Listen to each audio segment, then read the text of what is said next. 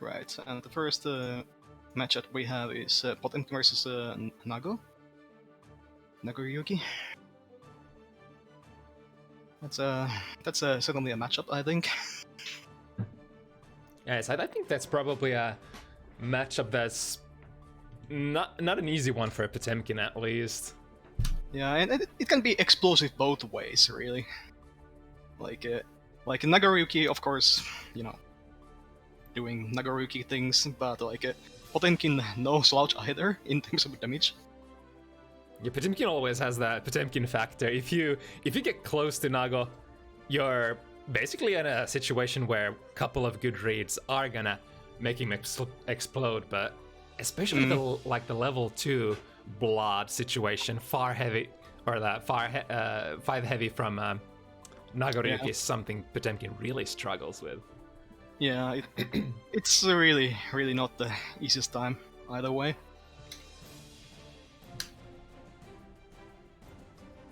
Okay, can I get to the room now? Let's see. Fingers crossed. Okay, it's loading in right now. Okay. Spectate match, and yeah, okay. So just waiting for the drJamaha. Yeah, sorry we're a little later than usual. Had a couple of extra things to take care of.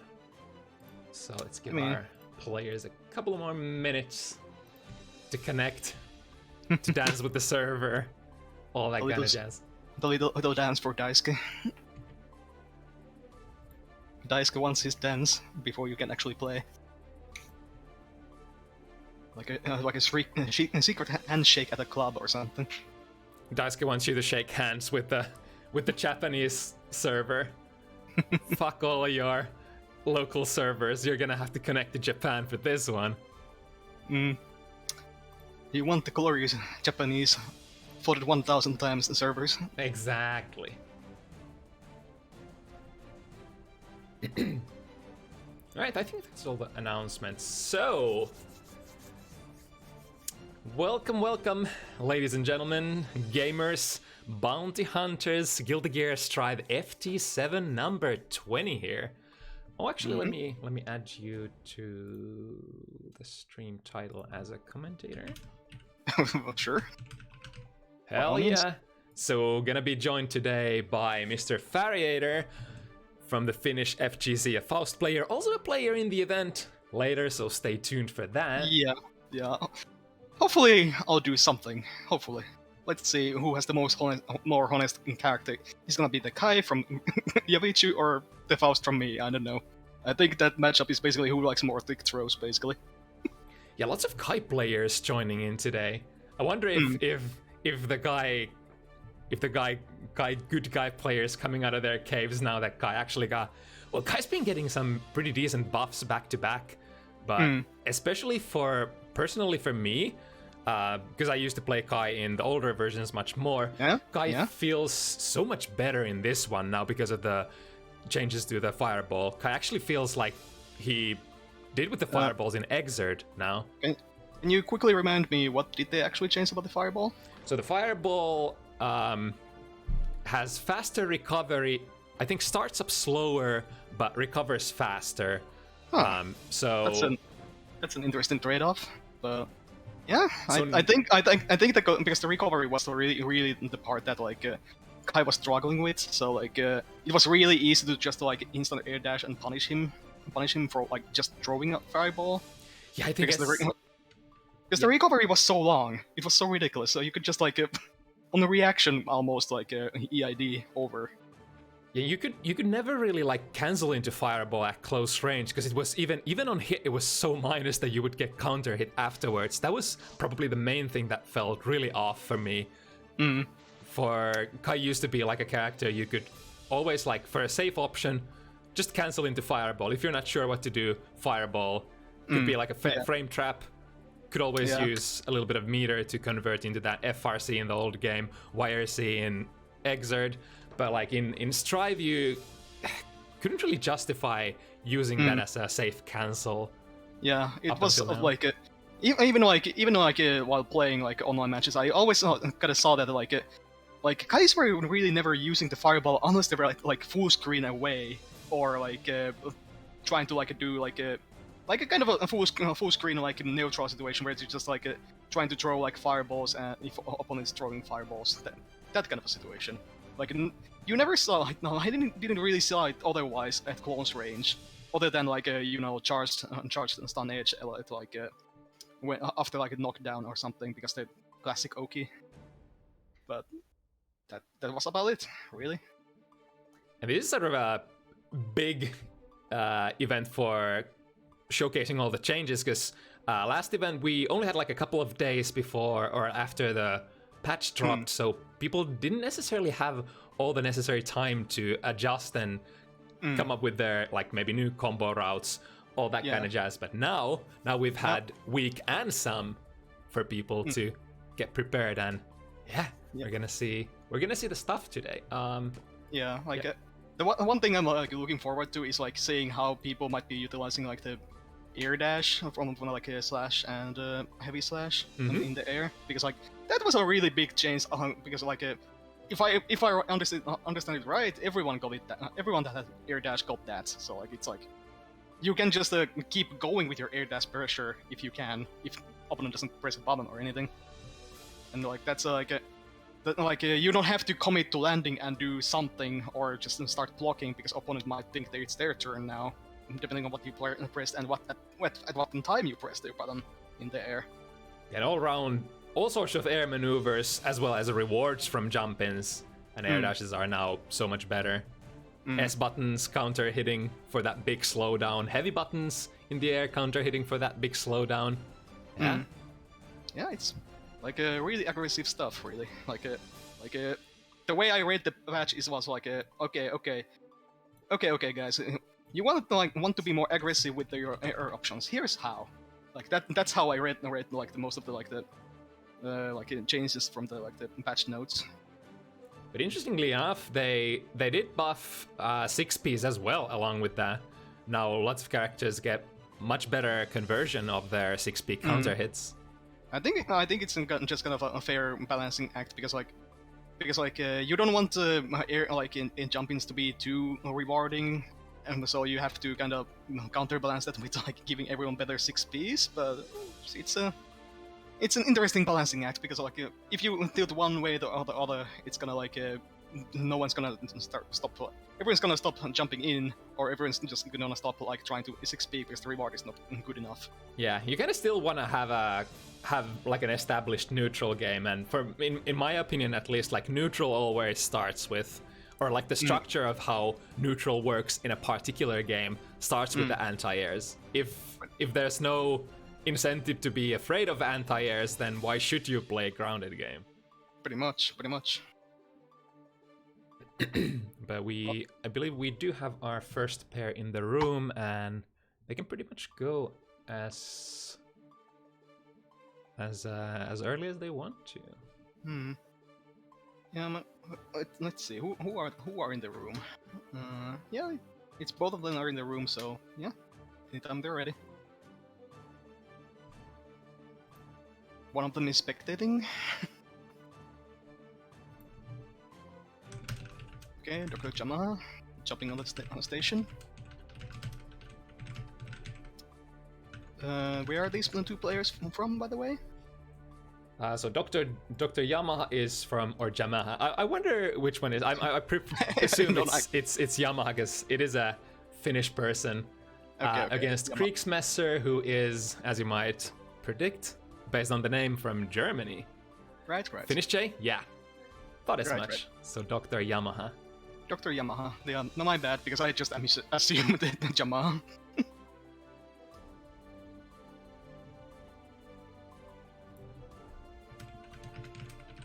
Well, anytime Kriegsmesser is ready. Oh, Kriegsmesser? Kriegsmesser.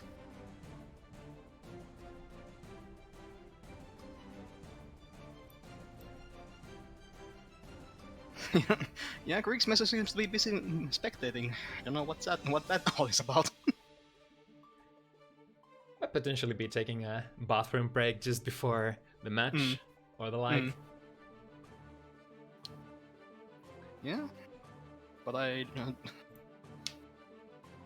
or do they think that they're not going first, or or did they jump to the think of jumping on the station, but they actually speaking up to spectate or something? I don't know.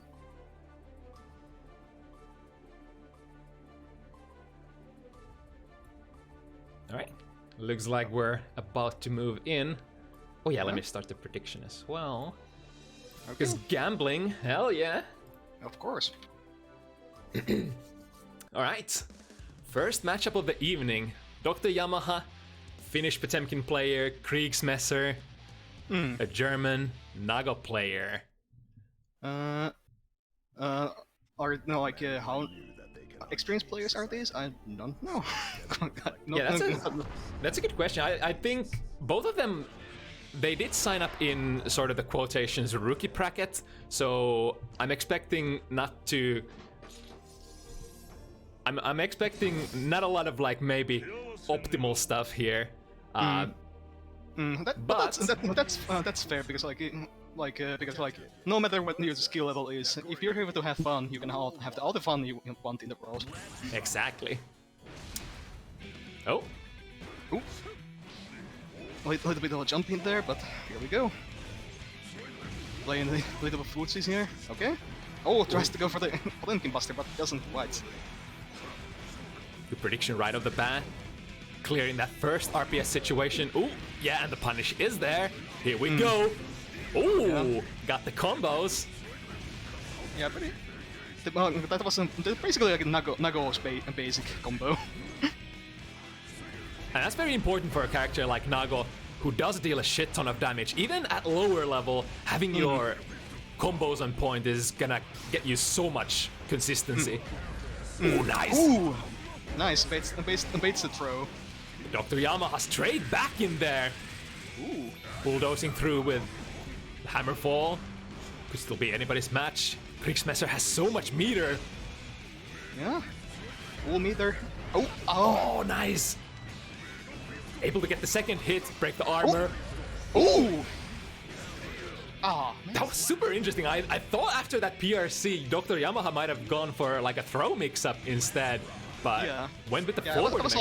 I was like expecting like a Potemkin Buster or something, but that was something else. All right. Yeah, and that's not even the most common misinput. If you misinput Buster, you usually get like Mega Fist backwards or something like that. But maybe he didn't intentionally input Mega Fist forward. All right, here we go. Oh. Let's strike this time.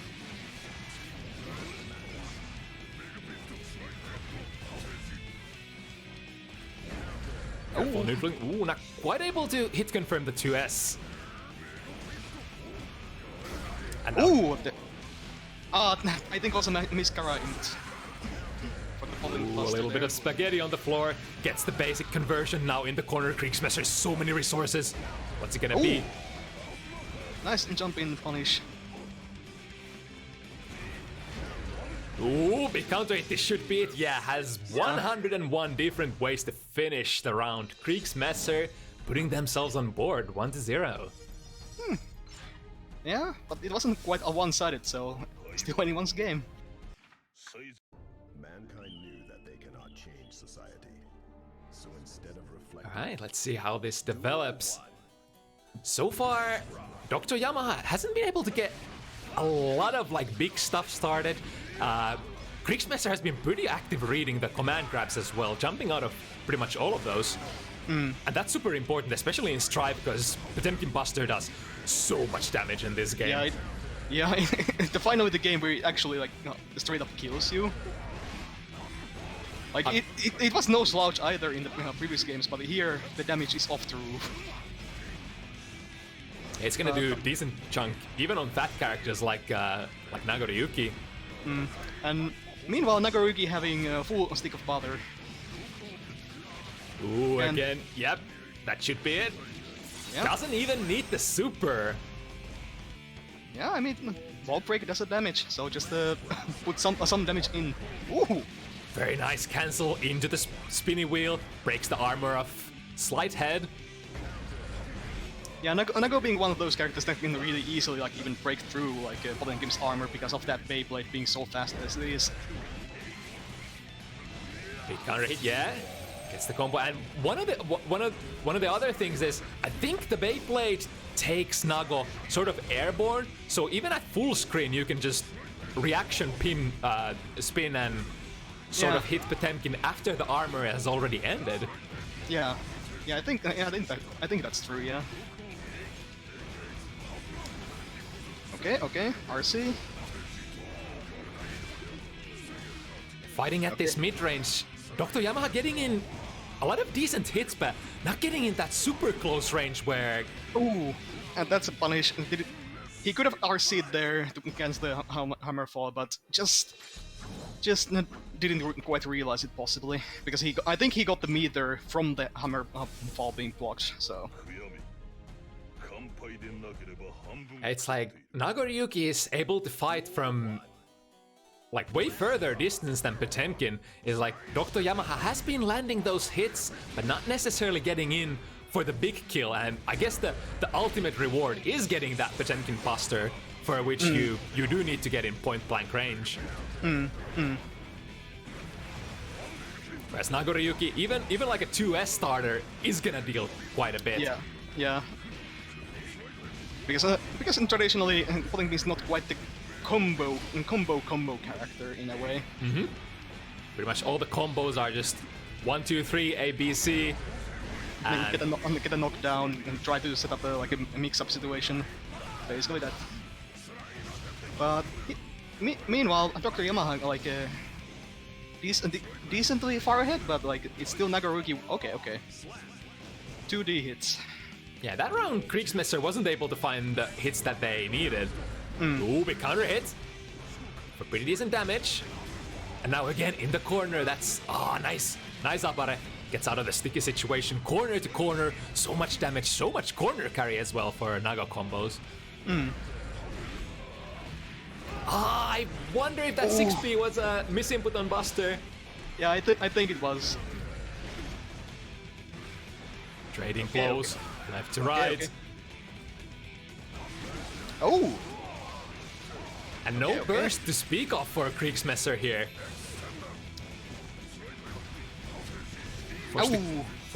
This time catches the Hammerfall break. So, Is that the Nago equivalent of full screen dash into a throw, the anime special? Pretty much. But it's even more deceptive because he's just suddenly in your face, and what you gonna do about it?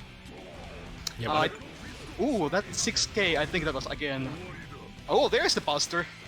Finally landing the big one and chooses to score out. Didn't quite get the full combo, but still decent damage. Honestly, that's not too bad. Sort of quotations, dropping the combo, not breaking the wall, but still keeping the corner position. The jump heavy, the classic, has a hitbox behind, so can cross opponents out. Yeah. And drJamaha on the board. Yamaha taking 1 point, so showing that he's not going down that easy. Slowly warming up, getting those shakes out of the way. And here we go. Straight another into the Buster. Seems like they're finally getting their Buster game on. Someone throw his... What is this, Exert?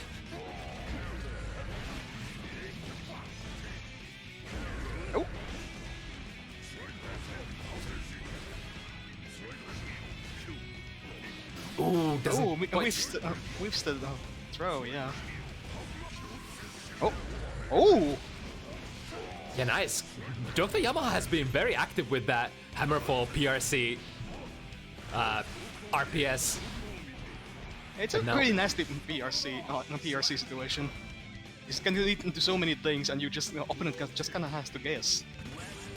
Yeah, with the fast RC on Strive, it's even more scarier, I think, compared to Exert. It was already very good, the YRC Hammerfall into strike throw in Exert, but like you don't get the slowdown in this game, so you gotta be very ready. But I guess to counterbalance it, Potemkin also doesn't slide forward as fast with like Hammerfall. I think so, yeah. But I think that's also partly because the screen isn't quite as big in this game as it is in Xrd. Yeah. Saving. Here we go once again. Oh! We have a... Oh, that was... I'm not sure if that was lucky or not. The slide head didn't end up bouncing Kriegsmesser out of that blood rage and catches the backdash forward Mega Fist. Ooh. That was a really scary situation for the Yamaha too, because like Kriegs has like a full stick of butter, so he could have even used it like a Nagoriyuki Super, and I think he might have even tried to input it, but maybe got misinputs because maybe not so used to that particular Super. Perhaps. Oh wow. Alright, getting a good jump in. Both players looking for that one big hit that is gonna lead into pressure. Oh wow! Ooh! Oh, that was a sneaky 6P counter hit. I think this patch, pretty much every... they changed the far slashes from pretty much all characters who... Oh, nice! Here we go. Definitely putting a buster while Nago is in blood rage. But yeah, Nago...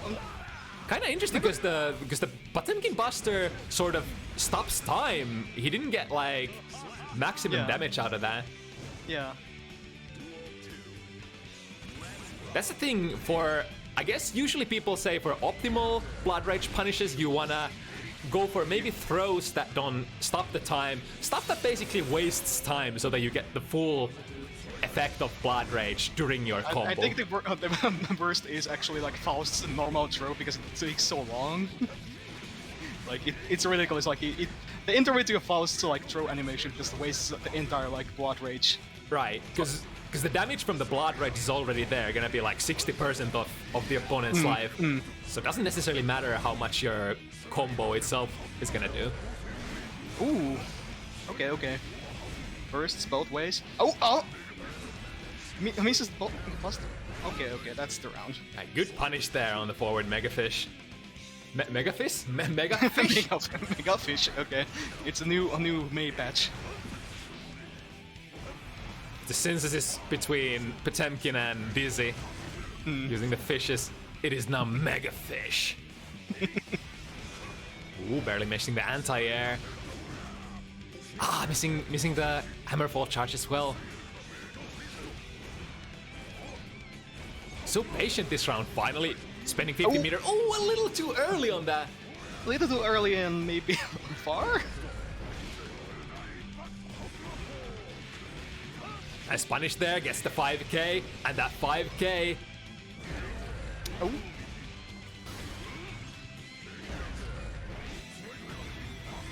It is so close. This is gonna go. Oh! Unfortunate. I think they were trying to go for the Hammerfall PRC instead, and we're not expecting to get the hit there. Yeah, that's the thing you gotta like need to learn like because you need to make really rapid decisions when you use PRC if your hit actually hits or not. The last hit. Oh, and that should be it. No, drops the combo. Tries to salvage it. Okay, one hit situation both ways.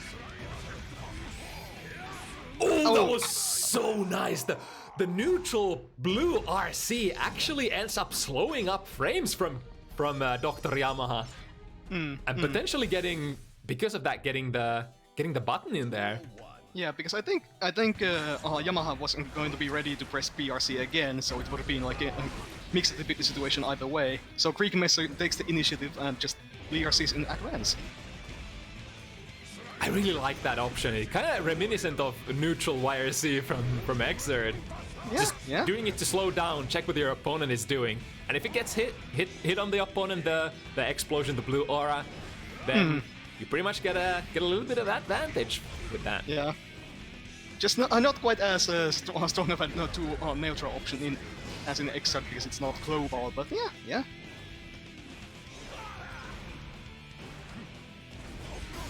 Ooh, tries to whiff punish with that Hammerfall, not quite landing the hit.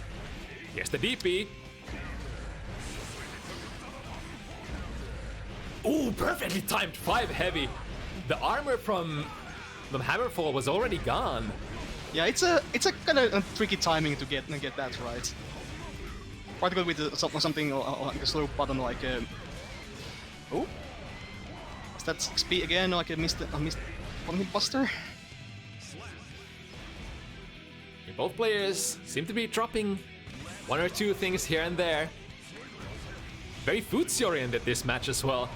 Surprisingly, like two very explosive characters on screen, playing very conservatively. But it is that rookie bracket, so like you wanna do what you can do. If you try to do stuff that is too complicated, you might end up losing a lot of value. So just keeping at what you can do for now is usually what I would advise for players to do. And it seems like these two fighters here are doing just that.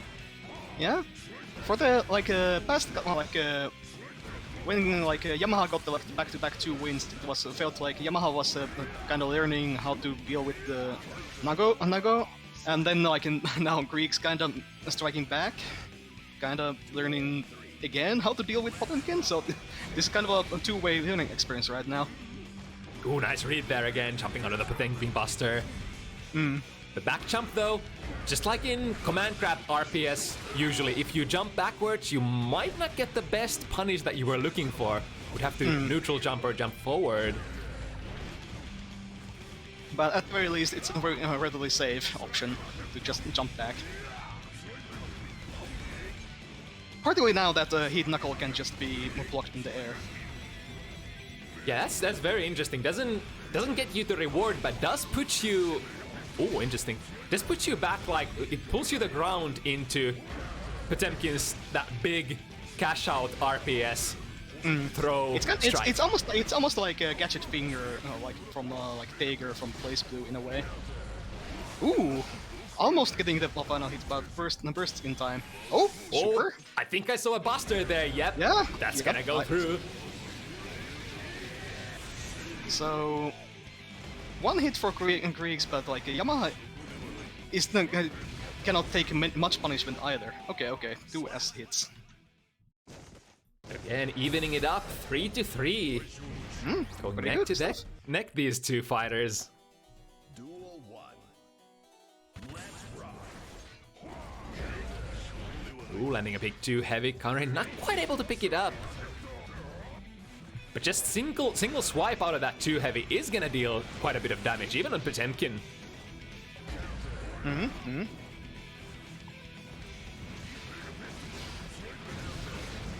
Ooh, again, a trade. Been trading pretty evenly. Oh, there we go. That's a perfect time. Perfect spacing. That 6 heavy actually very little range, but has a extremely good hitbox. So one of those moves you could swing at neutral and hope that they extend themselves into it. Yeah, absolutely. Okay. Ooh, gold burst, but no punish. And there's the Garuda. Oh, again! Timing. Getting that timing down, man. Yeah, I think it's because drJamaha is breaking the Mega Fist. If he just let it rip, it would counter hit, but if you go for like... Oh, there, I think that this time it was a counter hit because precisely what were you saying? Oh, it could also be that because they are RCing, the RC does have a little bit of startup where you're not invulnerable. That's possible. I haven't been looking at the meter bar. Does it instantly take the cost away? No, I think you do actually have to get the colored explosion for it to take the meter out of you. I see. Or it does actually have to happen. So one of those, huh? Okay. So Yamaha now taking the lead with 4-3.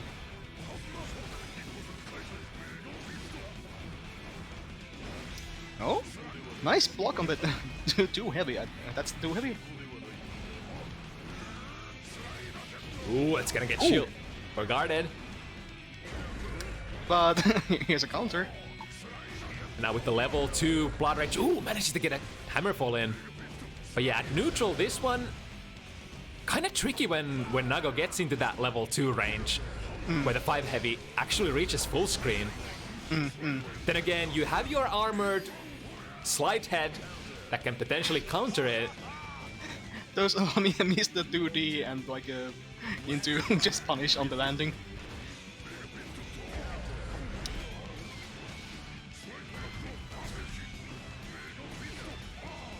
Right, slowly creeping in. At the very least, I can like say about Yamaha that he has that like timing on the the hammer fall breakdown pretty alright. He uses hammer fall a lot, but he's not afraid to break it just in case it's a disadvantage to like get it blocked. Yeah, it's kind of interesting. It really reminds me of like how Potemkin would hammerfall break in Exerd almost, because it was sort of nerfed for Strive. It's so much slower now. Did it desync? Uh-oh. I think it might have desynced. Can we inform the players to get back into lobby? Yeah, they are going at it. Ah, that old glitch. I can force them to come back to lobby by changing the lobby settings during the match. Sure. That's well, I guess, but looking at how they're playing, it seems that they're actually like playing it legitimately. Either way. Let's see, so I need to take this to winner's days, I believe. And that should return them back to lobby. It's been a while since we got this one, but it is still a thing. It's like one of the things that I would really like them to fix. Especially like for tournament organizers, it would be such a big deal, especially for tournament environments. You can sort of set up your rooms so that the opponents return to lobby between every single game, but for stuff like FT7, I feel like it's so much. It's so much like dead time because like all the loading screens and everything. Yeah, and you kind of want to give the players an opportunity to just flow and go straight into it, so that they have to make like a conscious decision if they want to take a breather. Then, like because it still does give them like a 30-second breather between our matches. Right. But seems like well, as far as I can tell, Kriegsmesser took the first round.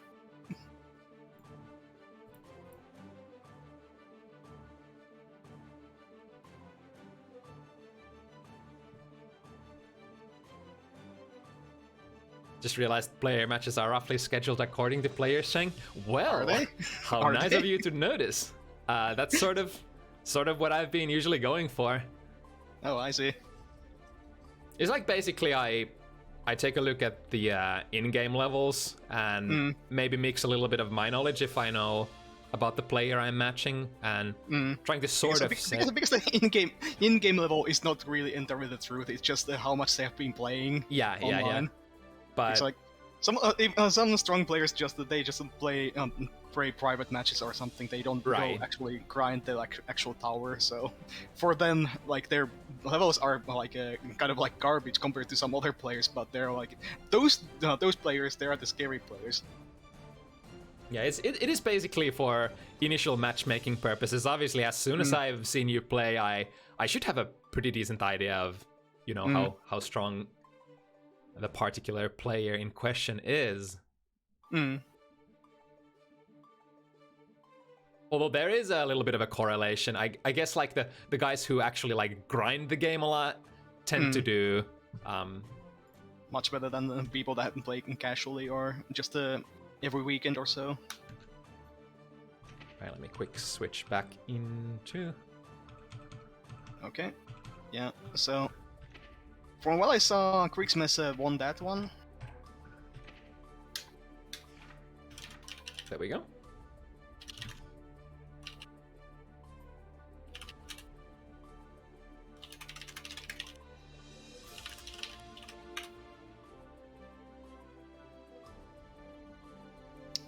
telling them what's going on, because they might be a little bit confused in there. But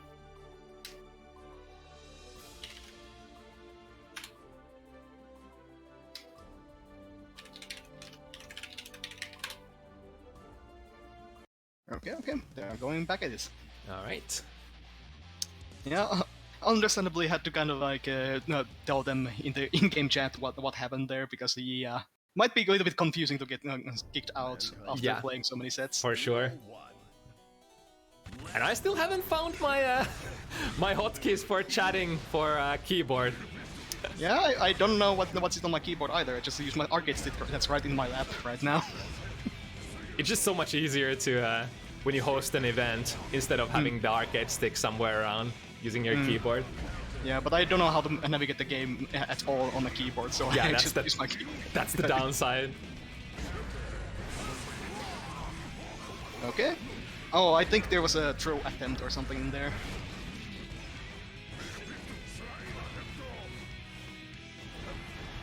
Alright, nice. Just far slash on the landing. It's one of the cool... one of the ways to sort of anti-air or tackle the jumping game for Potemkin is to just, you know, take a couple of step back. Ooh! Oh, just barely not enough. Again, trying to use that PRC to get an advantage for that last hit. There we go. Ooh, doesn't quite get the too heavy out in time. Oh! Both players spy just with a millimeter of HP left. I do like that meter usage from Kriegsmesser at the end of the rounds, though. Those, even though he hasn't been able to get like a lot of value out of those blue RCs, it's the idea is there. Yeah, the idea like that, just to check what the situation is and reevaluate what I don't know how to say in words, what the situation is, and just do things accordingly. Okay. Oh, this time the Hammerfall just armors it up. Ooh, and gets a clean combo as well. Yeah, that's gonna break the wall. That heat knuckle breaks the wall even from half screen away. Surely granting drJamaha a win there.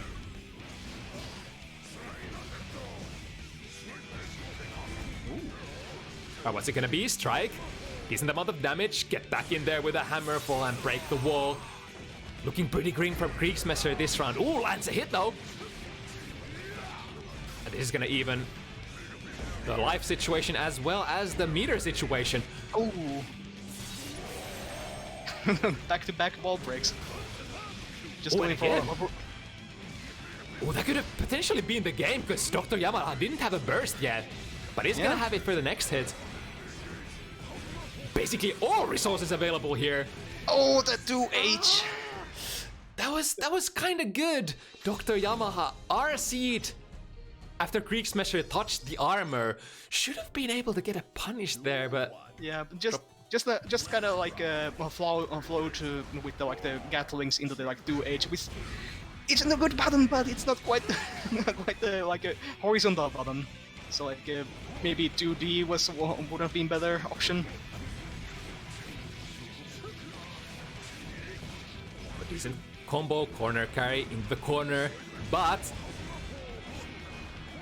drJamaha breaks out and back to neutral.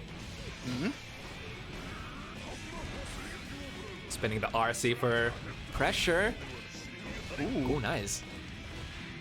Yeah, Kriegsmesser has been doing that a lot. Hook you all forward, just slide through. I think it looks like it can evade the hit from slide head. Oh. Okay, so just gets burst. Doesn't want to deal with that. The far slash sequence, delivering multiple hits, breaking through the armor. And now both 2 rounds in a row, we're just seeing players probably from one screen to the next. The 2S OTG was not enough there. And again, sliding in before the slide head goes active. Yeah, that's one way to punish slide head.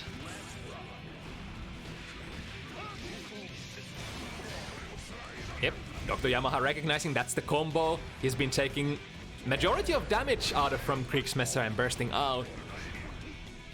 Now the Garudas. Are these like missed Kara inputs? Potentially that 6k is what you use for going for the Karas, and the Kara input, especially for the rookie players, might be difficult to pull off, so... Yeah, so like in that situation it might be more beneficial to not go for the Kara if it's like you're because like yeah, it's good damage if you get it, but if you don't get it, yeah, like, it's dangerous to miss. Yeah, it's dangerous to miss, and he almost even paid for his head for it, getting pushed into the corner by Kriegsmesser. Now this last round here, kind of important. The one who gets this is gonna go to 6 and potentially knock on the heaven's doors. Good anti-air 6 heavy once again. Sorry, 2 heavy.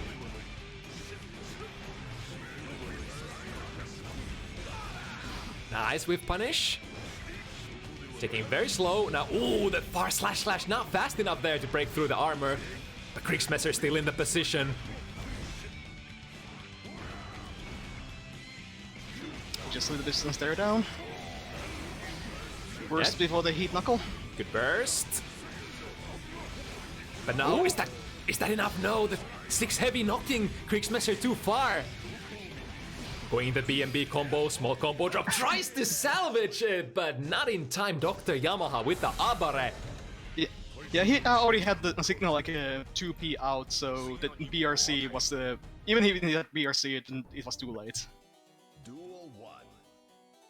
Let's rock. Oh, what?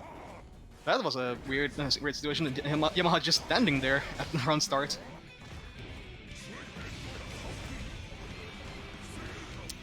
So Yamaha on 6-5 situation right now. So just now 1 win away from winning the set. Ooh, nice, able to link that 6k, even though that was probably a Kara input. Does have a lot of hits that. Oh, base the burst as well! Nice, nice. drJamaha with all the right reads here. Ooh! And spent the RC. Oh, nice punish! Any chip damage is going to kill Briggs now.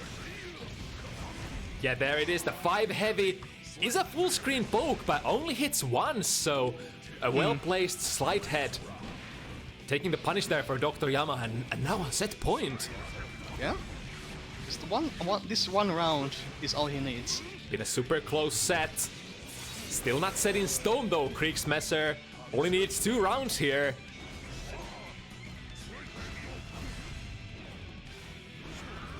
Taking it easy, letting the tension build up from that bonus.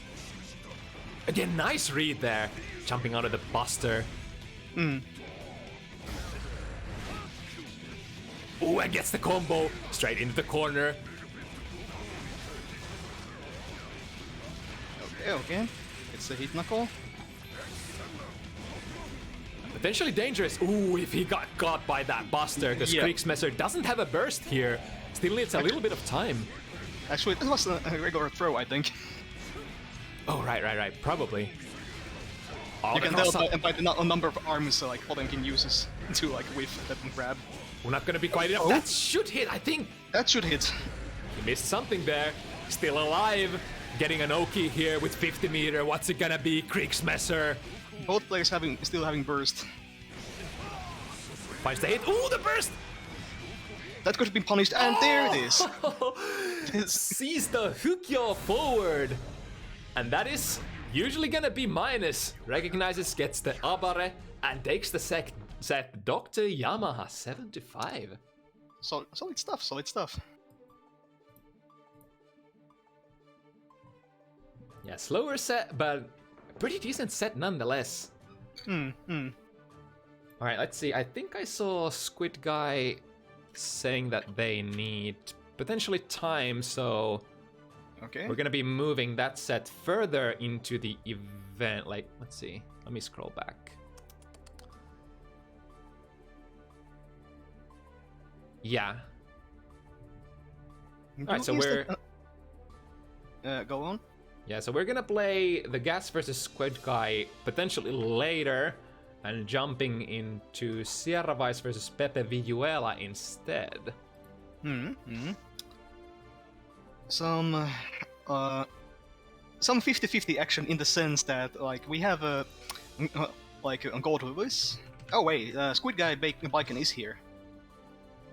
He is actually here. Yeah. Oh, okay. So we can do that if that so works. we just need gas in here as well. And I actually think they are in the lobby. Yeah, they are on the upper floor above us. Just standing there menacingly. Hey, thank you for playing, Kriegsmesser. It was always a pleasure to see new blood on the screen. Yeah, good stuff. Do come by again, by all means. Man, I'm really slurring my words right now for some reason.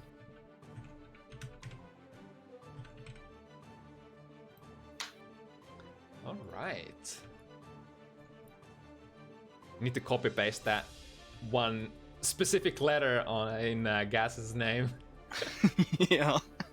Yeah, they're like the triangle, delta, icon, whatever it is.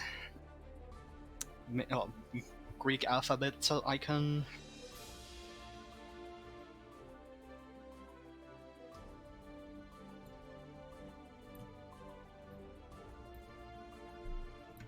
But we're just just waiting for a SquidGuy to come by here, and then we're ready to go, basically.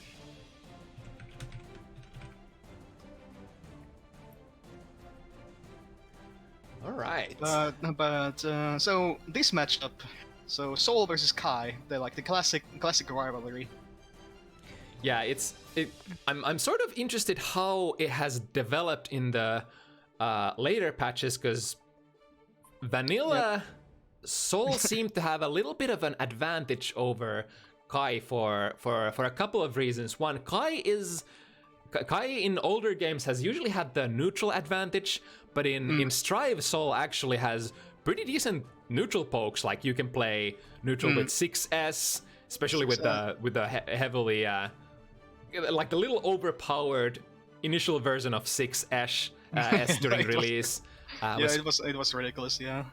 Even though Kai does have options for challenging it, it's like it's this really weird situation where in the old games, because Soul has the reward advantage, to balance it out, Kai must have the advantage at neutral, and through the neutral, it's been how Kai has been able to get the advantage in this matchup, but that doesn't quite exist in Strive. Yet Soul still does very, very OD damage. So it's been a little hard for Kai to sort of contest Soul in a lot of situations.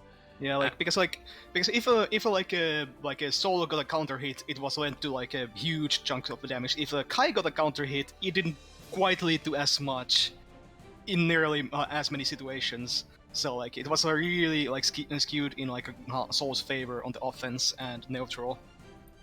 And to add sort of insult to injury, Soul also has that one good button, 6 heavy, that tended to punish a lot of the cancels that Kai could do. The fireballs at close range, obviously the stun dippers, even through shock state, and most notably Dire Eclate at most spacings are gonna be just barely punishable with a 6 heavy. So Kai really during pressure couldn't do anything very safely against Soul. But at least now I think the fireball should be okay. The players asking should they start, and I think by all means. Yeah. You can go whenever you wanna. And also there was a question: can Soul 2D under fireballs in this? I think so. I think so, but it's still like a tight timing, don't you think? Yeah, it's like you can still 6B 2D. Well, actually, that is a good question. I haven't really tried that because it's like most of the time I would. Well, so you're in the game, but I think the lobby broke for me because it kicked me out, and I see there's no one on the going against Gas on SquidGuy's place. So. Oh damn! Might have to reconnect back. Yeah, I'll do that. But at least you can still see the game. Yeah. Alright, so Gas versus SquidGuy. SquidGuy, one of the masterminds behind Hearts Are Blazing community, a fellow community figure stepping in for their debut match here on Bounty Hunters against one of our Finnish Soul players, Gas. Let's see how this goes. Ooh, nice interrupts. Interrupting the 6k with Soul's 5k. Plus frames. Oh, there it is, the 6 heavy. Yeah, that direct clade is not gonna be very safe to Gatling into. Ooh, no, I see the air throw. From the stream, that was really nice. Ooh, the new paths. A lot of combo paths for Soul did change in this patch, because you no longer get the wall bounce out of 6p, so now you would much rather Gatling like into like a juggle 2k and then go for what's that, Kara DP for the clean hits instead on the heavy DP. So let's see how Gas has been able to adjust. Also the new air combos have changed Soul's corner routes quite a bit. Yeah, like the air dash giving everyone so many different options for air dash situations. Anti-airing with Fafnir. Ooh. There we go. Finds the hit. Speaking of Fafnir, that also got nerfed a little. More proration, I think. I think so, yeah. So no longer. Oh, interesting. Just one hit. One hit. Revolver into the command grab. That was a situation, all right. Yeah, I guess. Just gets it perfect. Like dominating the whole game, like round there. Damn. A little bit of a mini RPS, I suppose, in this version, because now you can choose if you want the 1-hit or the 2-hit versions for Bandit Revolver. And I think the 1-hit version is relatively safe on block. I think you can still punish it with like a 5-frame buttons, but yeah. you still have to recognize that it's the one hit, and that can be risky because then you might just get counter hit by the second hit of the Bandit Revolver. So it's not easy situation. I haven't played this matchup this patch much myself, but I think because of the startup nerfs on the Fireball, it should now be a little easier to react to Kai throwing the fireballs, potentially getting a vortex on reaction at further ranges for Soul. Ooh, nice! Recognizing he was close enough to Gatling that 2S into 5 heavy. Yeah, but it's good stuff. Oh, there's the jumping counter hit. Doesn't manage to bring the combo home though, and SquidGuy. Oh, nice! Sees. This is the 5k opportunity, yeah? But just counter throws, okay? Ooh, nice punish there. The 6S is without cancels that range punishable. Uh-oh, yeah, has to burst there. That would have probably been the death of SquidGuy. Yeah. Oh, a little too far. Now how are we gonna... The wild play, Bandit Bringer, not punishable but minus. The Bandit Bringer into like a Volcanic Viper is such a silly thing, but it works so well because like if it hits, it's a heavy Volcanic Viper hit, so it just does damage. We're a little too early on the 5k, and now SquidGuy's time to turn on the heat. The frame trap hits, the plus frames after that shock state, that food rearc, very plus on block. Ooh. Not enough, but look at the life lead for SquidGuy. Yeah, this is gonna make some real miracle here. Oh, yeah, finds the 2k. Okay, yeah. Yeah, kind of hard to when you're at that life situation, because like any button will destroy you, and you can basically just abare and even counter it. So who cares? You want the round. But on the other hand, Soul is definitely one of those characters who, if he gets that one hit, could potentially two combo you to death. Yeah. So like I didn't quite get the combo out there. That's also another cool thing. Now, out of counter hit, like, for example, 5 heavy counter hit, you can go into Bandit Revolver 1 hit and then link into normals again. So it's like Soul mid-range or like mid-screen routes got a little bit better, whereas like some of his routes and especially the Oki situation got a little bit worse. from Bandit Revolver knockdowns. But still supposedly a very, very top tier character as far as I've understood.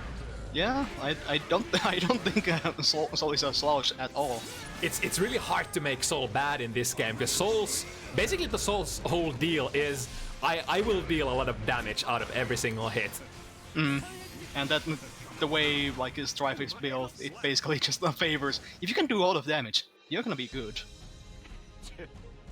As long as Soul doesn't like struggle at neutral a lot, you can't accept you like Soul can't be a good character in my mind. Sorry, can't be a bad character in my mind. So like characters that like favor neutral, like Kai from previous games, then they kind of like aren't enjoying it as much because like Strife being kind of more in your face kind of game. Yeah. To take down Soul in this game, I think you would have to play characters like Nago, who both have the neutral control and have the rewards to contest Soul as well. And as a like the bonus, also has the health. Like, ooh, nice! Ooh, nice! Right, the lightning through the 6S, yeah, good stuff. Oh, that's so smart! Sees the fireball, goes for the drift BRC and gets the punish gas! Damn, this guy, he knows this stuff. Especially in this patch, important to have your counterplay against those fireballs. Oh, tries to welcome Viper through, but little not quite enough invul frames for that. Alright, uses YRC, get out of that corner situation. And now pushing SquidGuy towards the corner. Yeah, there's the mini RPS. After the first hit, you can kind of delay the second hit, making it a frame trap if the opponent tries to go for a punish immediately. Airborne. Oh, that should be the round, yes. Oh, yeah. A very comfortable pickup from Gas. Now 3-1. 3-1. Gas showing no stops here. That BRC punish on the fireball was clean. Yeah, that's still blowing my mind. Oh, nice! Takes the burst. Gas has all the right reads. The big counter hit. The saving grace here being the wall break. But it's much of a saving grace when like Soul gets out of meter from it. Okay. Oh, nice bait there on YRC. Misses the 6 heavy timing. Yeah, it is even. I think it's pretty frame perfect for punishing that dire Eclate. Exactly as minus as 6 heavy startup is. Yeah, but it's not like Kai gets much of a reward from from punishing from that range either. Look at that anti-air reward, getting half of SquidGuy's life.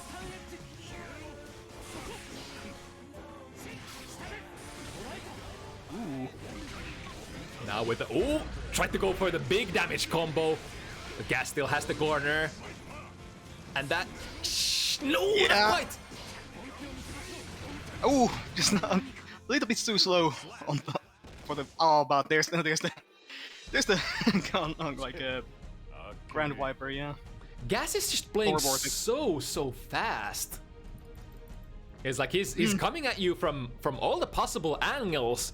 Very active. The RPS against the fireballs.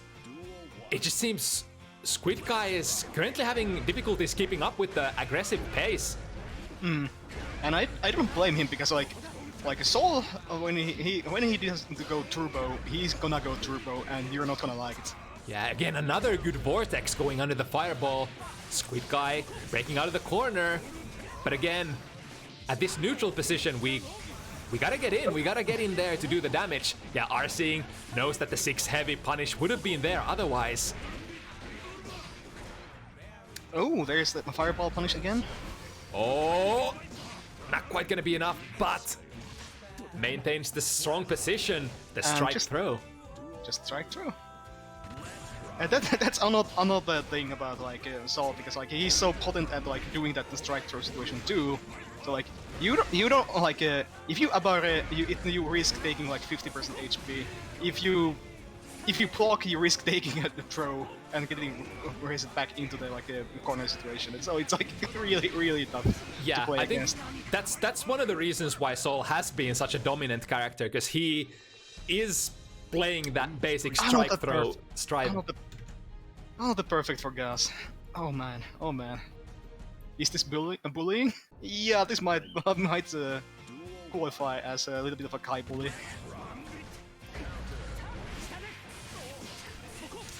SquidGuy landing decent hits, but obviously it's very hard to contest the hits from Sol.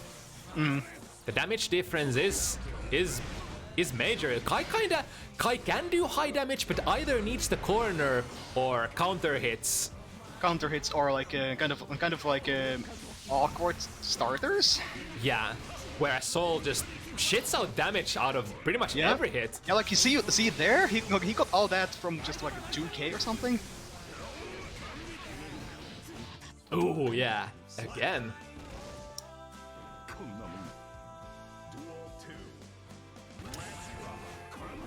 Okay, Gas on the verge of taking this into 6-1. I wonder what the adjustment here is for SquidGuy. Just has to like sort of get the reads in. Okay. Oh, the heavy fireball not started up in time, and the fast RC dropping the combo, but it doesn't matter. Gas going in full force. Nice punish. A rare opportunity for SquidGuy to actually deal a lot of damage here.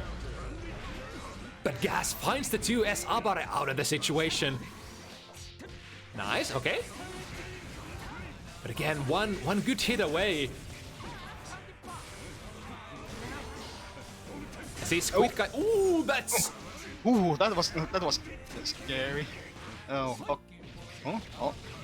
And the OTG is enough. Very nice recognition from SquidGuy getting that round. That was a really spooky for SquidGuy.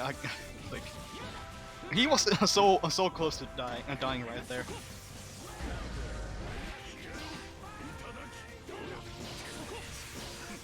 Finding a lot of stray hits again, but the jump-ins are scary.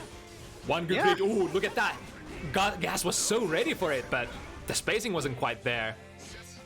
But that instant air dash against the fireball counter hit. Oh, there it is! Uh-oh, this is gonna be damage. Cashing out. SquidGuy doesn't have a burst. Yeah, this is... Okay. Okay, breaks the wall. Smart, gets the air throw, and now very costly air throw, and Gas is starting to build meter. Oh, the anti-air, and makes the burst as well.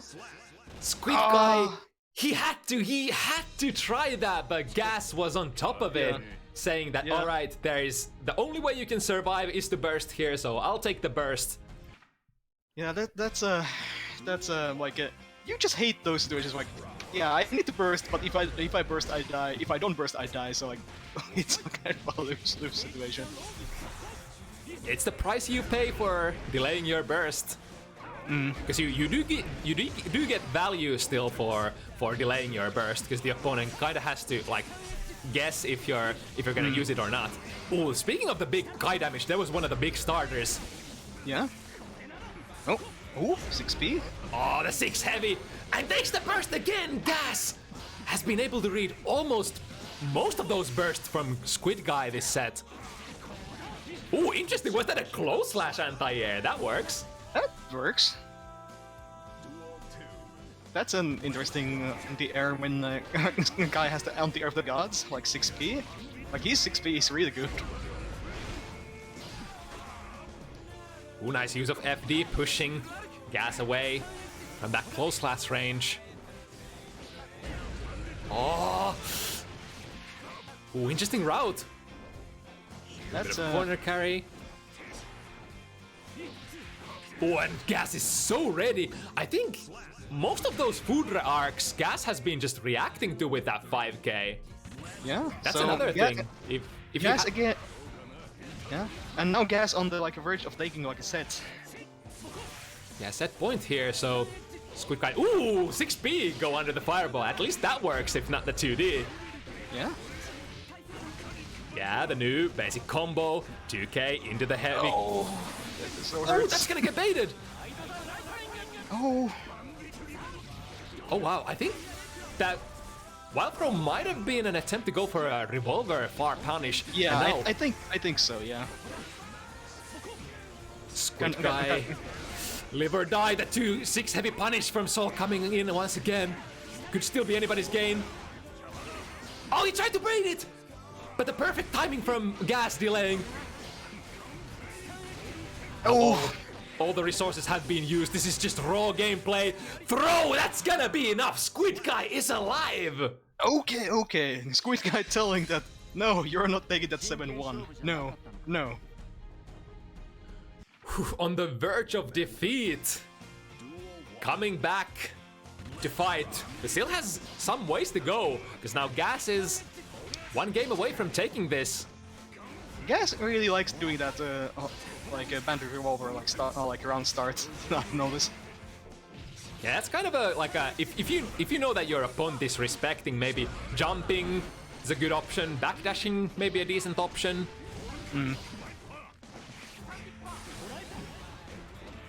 Kind of a interesting techno roll from that, like Grand Viper, just SquidGuy ending up behind Sol. Ooh, just barely in time, able to recover before that air dash comes in. Ooh, missed the throw. Ah, staked out a that- 2K. Yeah, I mean it's not like a. Yeah. And again, set point situation for Gas. Now working with the corner. Nice abare. Coast to coast. Oh, that 6S from Sol, such a good button for catching backdashes. And going over with the revolver countering Stun Dipper. And okay. All the meter gone for SquidGuy. Managed to land a Hail Mary, but immediate DP from Gas. Man, it's so close. The one hit. SquidGuy not daring to press a button afterwards. And with all that risk, SquidGuy is basically 2 hits away from death. Uh-oh, RC, is that enough? Doesn't even get the burst. SquidGuy was able to get the burst, but maybe was predicting that Gas is gonna try to bait, because he has been active with that end of the round bait so far. Or maybe because it just happened so fast that, yeah, there was little to no time to react, and Yeah, game. a lot of different options how that RPS went. But at the very least, SquidGuy managed to get a second game, so it wasn't as brutal as it could have been. Yeah, good stuff. Yeah, like I don't think like Squid necessarily played bad. It just like maybe not used to like this hyper aggressive Sol style, maybe. Yeah. Gas just seemed like was very ready to tackle the matchup as well. Like Gas seemed to like have the stuff at any time like Squid was like ready to throw fireball or something, like it seemed like Gas had like a punish ready to go at any time. Alright, jumping into the next one. Pepe Viyuela, a Spanish Faust player facing off one of our regular Sierra Vice Gold Lewis from Germany. Yeah, and well, this is a. I'm not entirely sure if this is 50-50, but I think this is like a 50-50 matchup in the sense that, okay, Faust either keeps Lewis out, or Lewis like gets Faust in the corner and just beats him there. Like it's basically either or. Yeah, I think like it's good to have those far range tools to be able to play the ranges where Gold Lewis is the strongest, but still, Gold Lewis has that one-shot character factor, the same factor that Potemkin has. Once you land that one good hit and get to mix them up like here. Ooh, Yeah. very smart from Sierra Vice, avoiding the bomb explosion by going into the invo animation of the throw. Oh, nice. anti-air. Yeah, that's honestly always the delayed bomb of the Strive. Okay, getting some items out. Ooh, He even gets a double bomb. That's nice. almost a Michael Bay combo. That was really cool. Frame trapping. With Oh. the mix. Mix in. gets even a wall break from that. Nice stuff. But now, Ooh, even managed to close out the round. that was so good from Pepe Viyuela, because I think that air behemoth kind of good at contesting anti-airs, but if the opponent doesn't do anything, if they choose to respect, the landing is gonna be fairly vulnerable. What was that splash? Do you see that? That was really interesting. Like, Faust was facing the wrong way. Okay, Ooh. nice air throw. Like that's the thing about like Skyfish. Like, ooh, a nice run up and grab for the win. But the Skyfish is like, yeah, it puts GGST in like a situation where he's like standing like a anchor in a place. But if he has bother, can be really tough to like punish because like GGST can like just react to any your approach with a PRC. The item, 10-ton hammer bailing out Pepe Viyuela out there. The item luck, very important factor for Faust players. The item .txt is open in the background. Ooh. Oh, and baits the burst! Very good for Pepe Viyuela. Now, glimpses of that old PRC option select. That is not like a clean option select anymore. You actually have to now react to the throw whiffing if you want to do it. So yeah, but you know, like the way like the Faust's like command grabs like with ammunition works, it's still like very easy to react to if you see it. So like you just press the PRC. yeah, if you're ready, you can still do it, but it's obviously gonna give you like less advantage. You don't get to act as fast, so you might not get like the guaranteed quotations air throw RPS situation anymore. Oh, good 6p dash in there. Ooh, full stick of bother from the gold burst. And like in this matchup, like Faust might even be like inclined to like do gold bursts because it gives him so many like ways to like additional ways to keep like gold movies out. But Zero was still finding the way to get Faust in the corner. Now with that massive life advantage. Ooh, back dashes.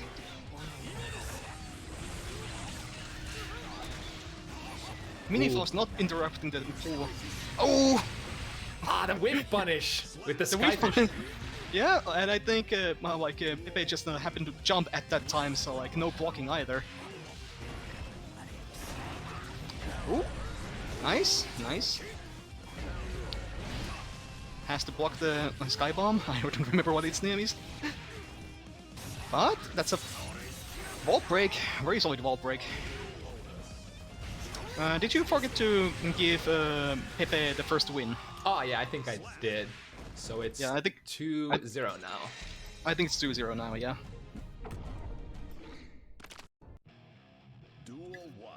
So it's stuff from Pepe. You're really using Faust's normals to their best effect. Especially I see that 5k being like one of the MVP buttons. Yeah. Faust 5k obviously hitting very high up in the air, being like a not only a good neutral poke on the ground, but also an anti-air against the very aggressive and active Gold Lewis jumping game. Yeah, and generally because like Gold Lewis is a bigger character than most, then like in that sense like the 5k also works. Yeah, it's gonna be hard to sort of contest it unless you go for something like a hard read 6p, which Zerabais has been doing here and there at least once or twice so far. Pepe is also, oh, nice! Little bit of counter attack there. Just, yeah, that's like a... I get that. Oh! Did he commit? Yes, Yeah, he did! Oh no, never mind! Yeah, he pressed a 5k, but I wasn't sure if it was gonna recover in time. Oh, another punish with the Skyfish. That's a good response. Not only the single item throw, but in that situation when you go for the item super, you have a lot of time to react as Gold Lewis to just fire the minigun. Ooh, 6p punish on the Ray, yeah. Yeah, traditionally 6p's, ooh, barely has the range there. And this is a very good position for Zerabais, and Pepe recognizes, gets out of there with a burst. And like you said, Pepe is using that burst very, very smartly. As soon as he gets put in basically this situation, he has been saving it for that. But this time, it's not available. Yeah, and well, you can, because in this Behemoth Typhoon, you just have to block something. Yeah, and it can be pretty hard under like a pressure to like find the right blocking way. Nice, gets a full parry combo. Yeah. Ooh, and decides to cash out. Yeah. SquidGuy doesn't have a burst here, so maybe a pretty decent decision. Going back to neutral with a lot of life lead here, Pepe. Ooh, tries to play it safe. Gets jabbed out. Into the explosion to just seal the cake. In this Behemoth Typhoon, you will have to press FD. Yeah, but you also have to proc high or low, and you can do it. Yeah, speaking of FD, that did actually nerf. I feel like it did very good for a lot of characters against Gold Luis. Or basically the FD change did make Gold Luis's life a little bit harder, because now using the FD does so much and has that guaranteed pushback. I also gotta say that like the Thunderbird like exploded while Pepe was doing a wire seed there, and I was like surprised that the like Thunderbolt explosion didn't hit him. But solid stuff from Pepe. Playing the matchup really well. Yeah, it's like seems like they have been playing this matchup before. Yeah, it's like the matchup has got to be like most of it is gonna be just keeping Gold Luis out, and Pepe has been doing just that. This is kind of I like to liken it to like this being like a Faust versus Potenkin matchup, but you don't have to fear the command grab. Instead, you have to fear the big normals kind of situation. Just imagine if Potenkin was a little bit faster because he has having an air dash and everything. Now the plus frames of Behemoth Typhoon. Oh, finds the hit. Finds the hit.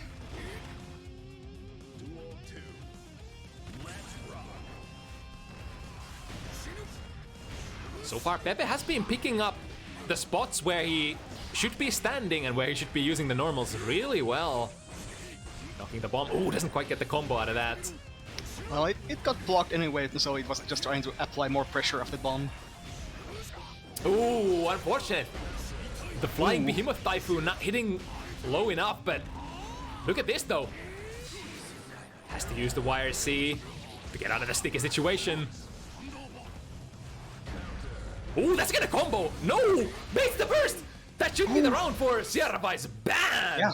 Big reads coming through. Yeah, just tries to get SquidGuy out of the corner, but no, SquidGuy says, I insist. Duel 1. Let's rock. Again, the dash deep in 6P.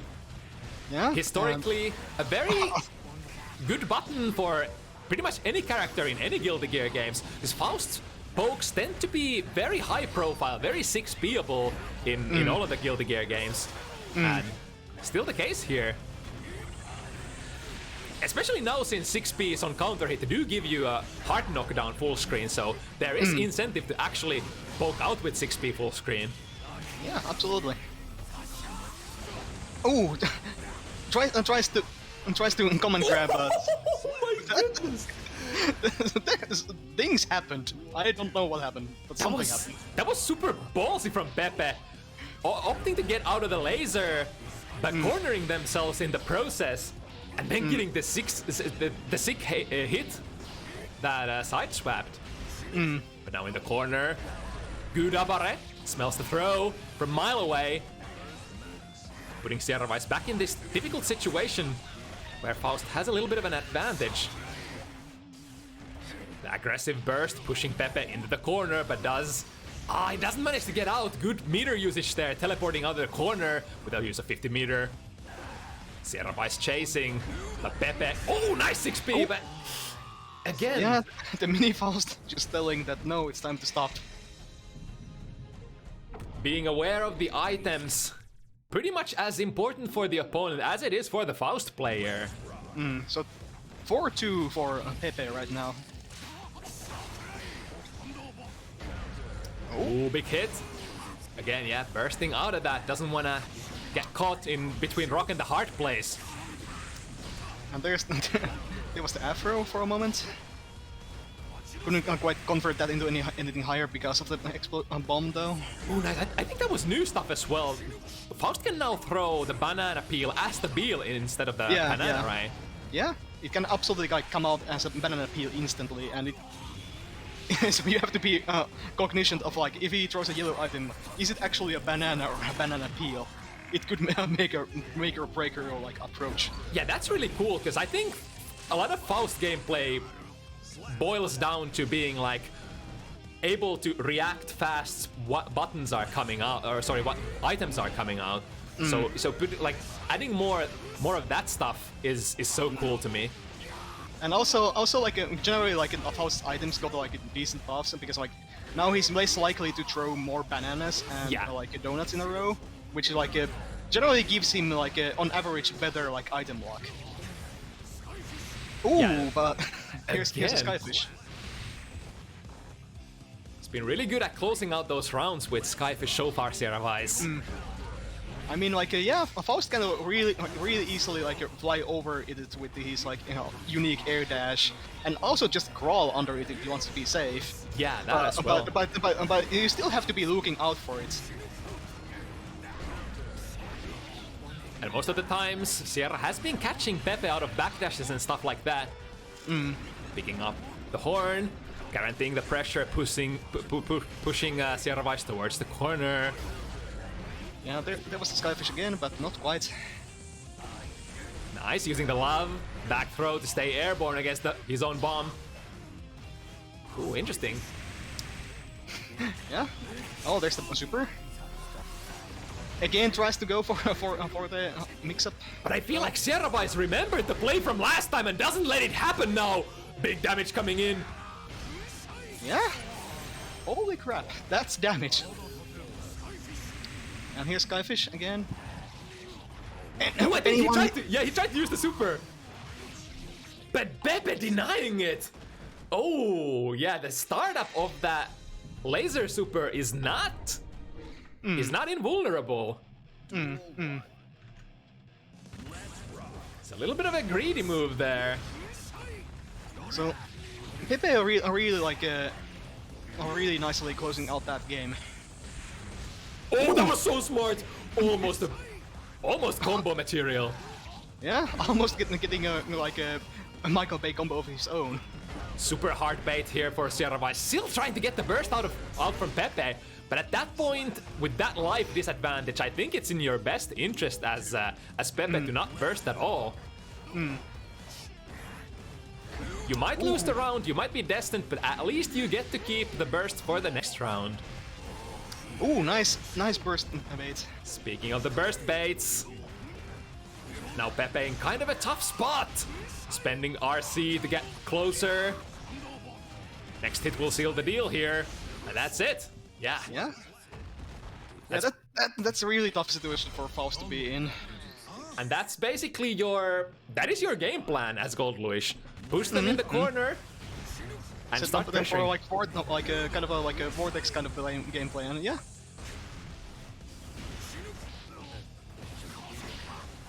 This time managing to somewhat avoid it, but Sierra Vice back in there. There's the gold burst. Nicely timed. But just like that, Sierra Vice is back in there again, forcing Pepe to use another set of meter. Oh, Sierra Vice losing the Afro. No easy overhits for Pepe. Yeah, look at that again. The minigun against the item throw. Working out for Sierra Vice still. Decent amount of life to play with here. Ooh, gets them with a 2K. Okay. Oh no! Yes. Threw the item out, and that like allowed to Sierra Vice to punish. And there it is.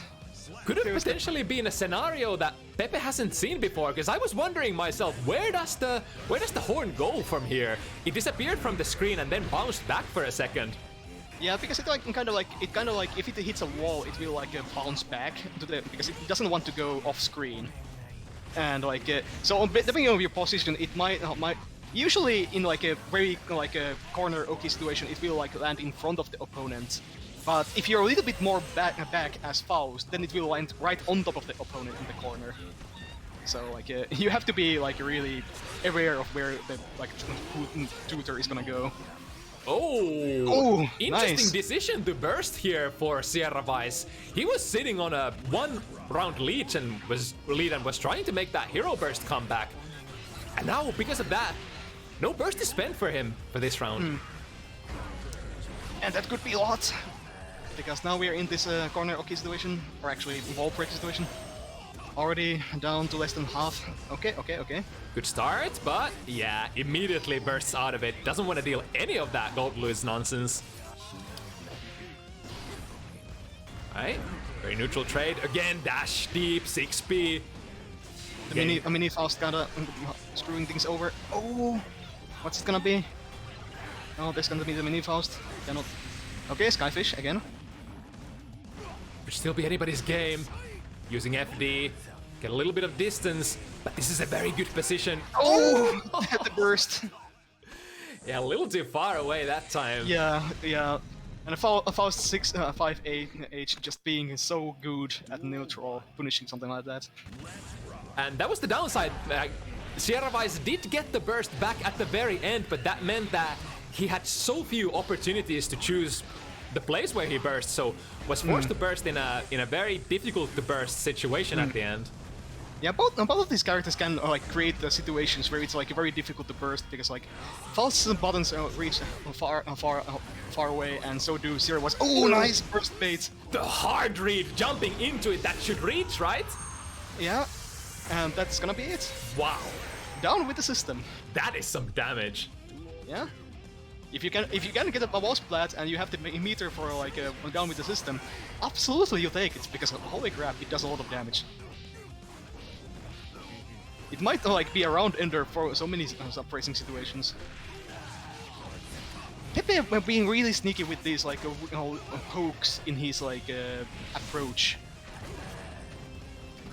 Yeah, it's like even though you don't have the biggest rewards for Faust out of like Abare, like 2Ps, 5Ps, what have you, they are still your fastest buttons, and you can't let the opponent run wild for free. Also, did you notice that all those throws that... Oh, gets a donut, gets a little bit of health. One good poke away. Oh, Sierra Vice! Is that gonna be it? Yes! Yeah, Very that brave. donut that Sierra Vice picked up could have been it.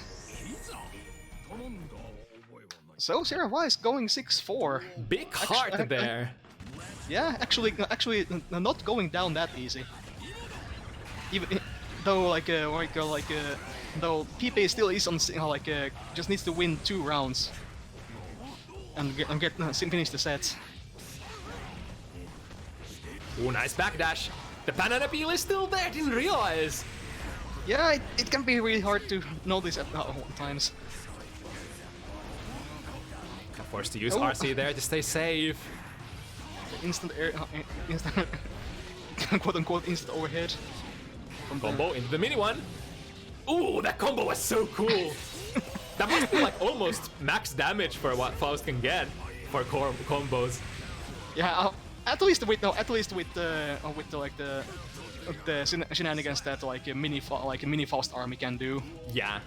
Because I think mini Faust army has some proration that like will make your kind of combos awkward. So like it can be even easy to like miss. Oh, I think Pepe tried to do a super there actually, but got countered. And now potentially the last round if Pepe wins here, looking to put that nail on Gold Lewis's coffin. Good backdash. Good back and into reversal throw. But again, also active Abara there.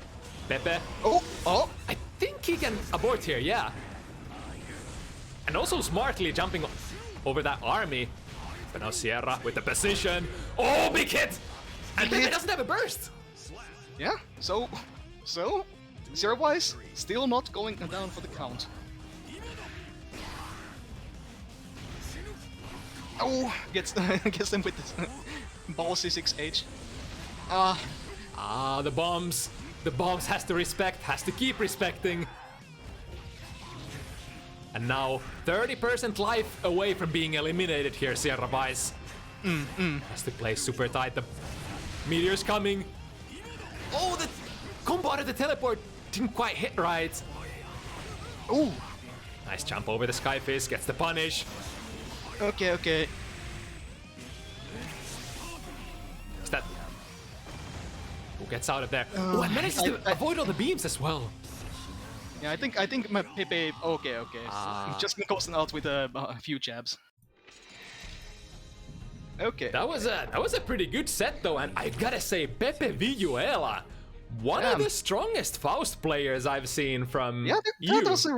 That was a really strong Faust play, I gotta say. Yeah, like got the stuff, got the like the shenanigans, got the really ever of his items. Like getting really nice punishes on Godwiz's shenanigans, which can be like somewhat tough to go up against if you don't know the matchup against Godwiz as Faust. So good stuff, both ways. Putting on a really good. Like that, even though that run back, Sierra Vice getting a few wins at the end, it was still solid too. Really commendable kind of you cannot really kind of comeback, but getting a few games when it was when Pepe was just on the verge of victory. Ow. What's with the lobby today? Oh, did he get dropped again? He dropped me again, but I see it on the stream. And yeah. Because surprisingly, the stream doesn't seem to be much behind from what you see. All right, so one of our crowd favorites here, ULTINEET, the based horny Nago main, looking to take up on another challenge from one of our regulars. ULTINEET has been one of the most wanted players to match up, and this time DovahChief getting their chance.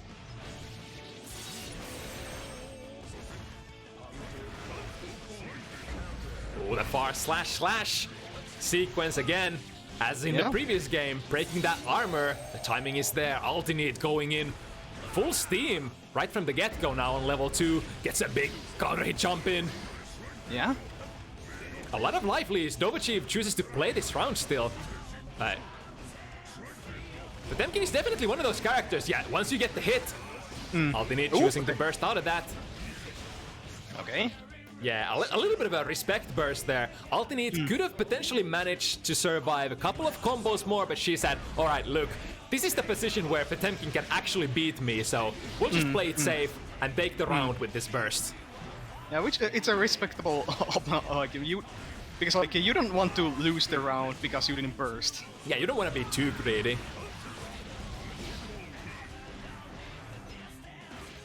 Ooh, the step forward. And that's enough, man! And even PR sees the command grab.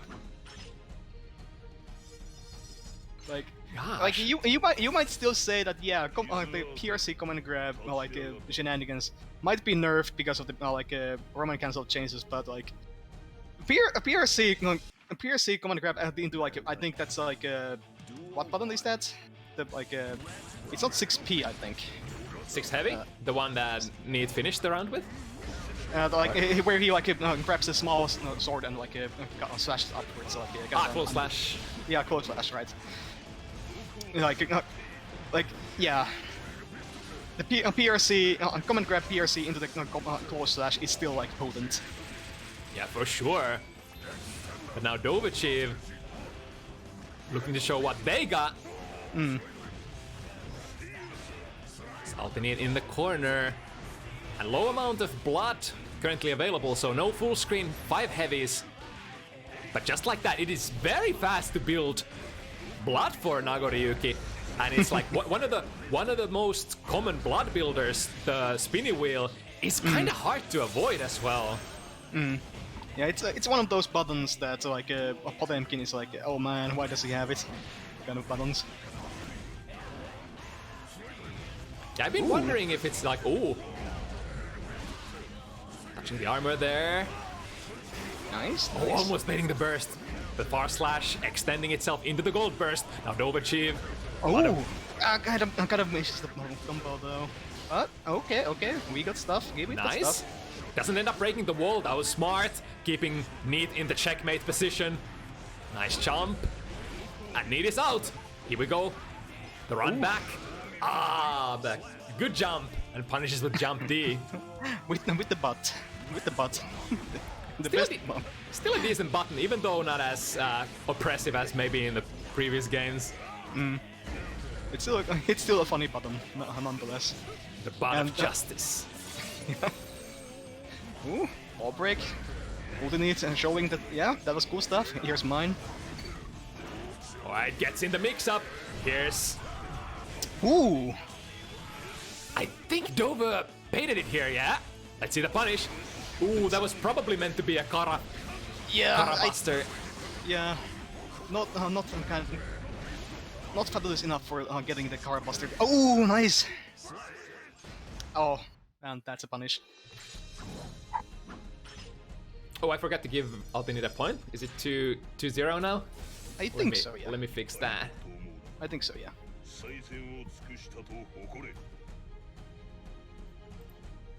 Damn, matches I go so fast. I don't think it's 3-0 yet.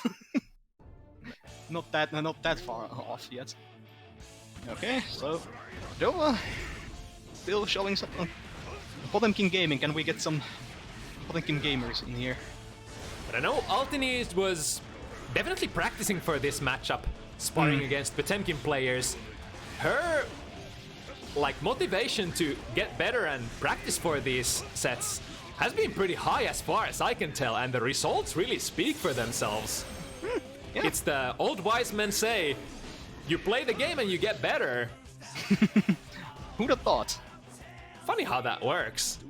I cannot believe you just play the game, you get better? Is that how it goes? And like one of the things that we were talking about earlier, that some of the strongest players don't necessarily have the highest in-game level. I feel like ULTINEET one of those. Neat really doesn't play the ranked that much, but look at how strong she is on the screen. Yeah, like it just presses buttons, wins the game. You do have the option to go for those park matches. Setting up, instead of getting random opponents, setting up with stronger ones on Discord really gets you the results as well.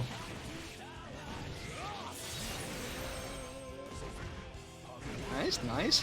Go back to back and go back into the last screen. Ooh, spend the meter to get. Is that gonna be enough? Should be right. No! Oh, what? With the proration there, and Nago being a fat boy. Could have. After the Buster, could have even like RC to like guarantee the kill, but maybe it wasn't. Maybe even like Dova was thinking that like that should kill, but it didn't quite, because we are talking about Nago here. Yeah, I mean, any squisher character definitely would have died there. I was thinking that was gonna kill. That is really surprising. Yeah, I would imagine that like to guarantee a kill, you would like RC after the Buster to get a heat knuckle or maybe 2H or something, you know. I don't play Potemkin. I don't know the optimal RC. Well, the raw super is also gonna break the wall here. Get a decent amount of life back. Oh wait, it didn't. Oh, just barely go far enough from the wall. Has that been changed?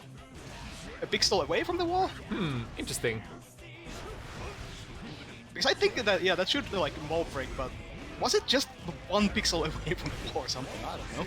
That's a good question, and go to OTG6 Heavy getting Neat the round here. Man, she's working. Oh, that's a big counter hit. That would have been a wall break. Yeah, and that's, I think that's like even like the Nago special, like like a run start, like you press a button and then into Beyblade, and like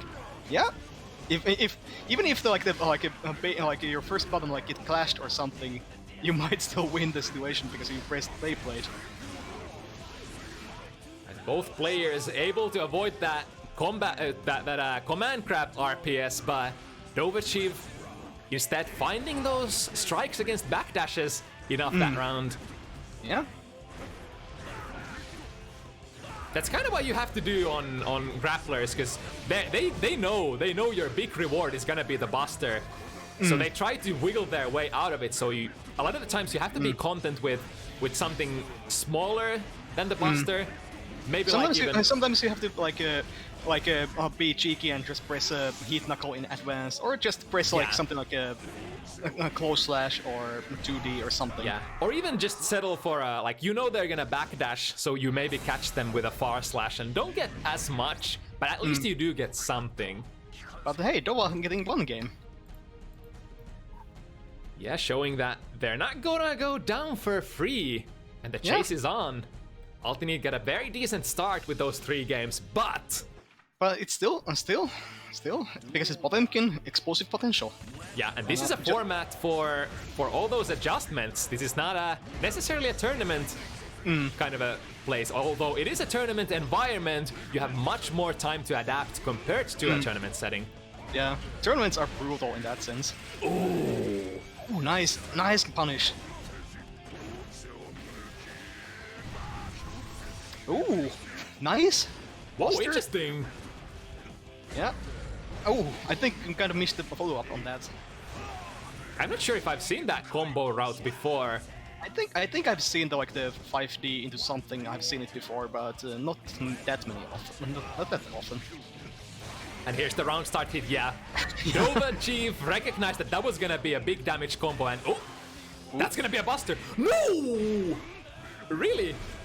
That is minus enough to get a punish, but DovahChief missing the punish. Like, can't be faced about that. We're still in a very even position here. Neat, recognizing the FD blocks, going for the bite instead. They say that blood rage actually +8 on block. Wait, like the activation or like a hitbox. Wait, did she actually hit with it? Yeah, no, like I mean, Dovah blocked it. I think, at least. I'm pretty sure blood range is minus. Yeah, yeah, like it was on block, but I don't know. I don't know the frames for that specific situation, because usually like it can be like a somewhat weird. Okay, it's -7 on block. Yeah, okay, that's what I thought. It is definitely minus punishable on block. But the deal is, like, mid-screen, you're gonna get pushed back so far away that a lot of characters don't have that 7-frame starter to catch Nago afterwards. Particularly for Potemkin if he's not in like a Karabuster range. Yeah, and like, maybe you get a jab, but what does Potemkin get out of jabs? I mean, as you said before, like the important thing is to waste time. So like even just even like a little jab is actually more valuable than normally.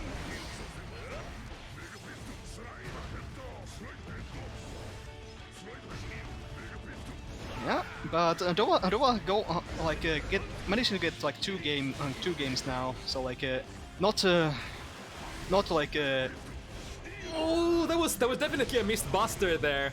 Yeah. Yeah, so many ways to like screw up your buster, and here's a buster, and here's a heat knuckle. I think that should be it. Yeah. Yeah, even though he missed the punish, the damage is still done. The nearly 60% of life that Nago is gonna lose out of that blood rage. It's a little bit thirsty. Chopped the combo, but it was a reset instead. Close slash. Yeah, that like Nago just getting that reset from the close slash is so like, what's going on? Like you would think that you would get a Atari button in, but no, I don't think you can do unless you're like Souls 5K.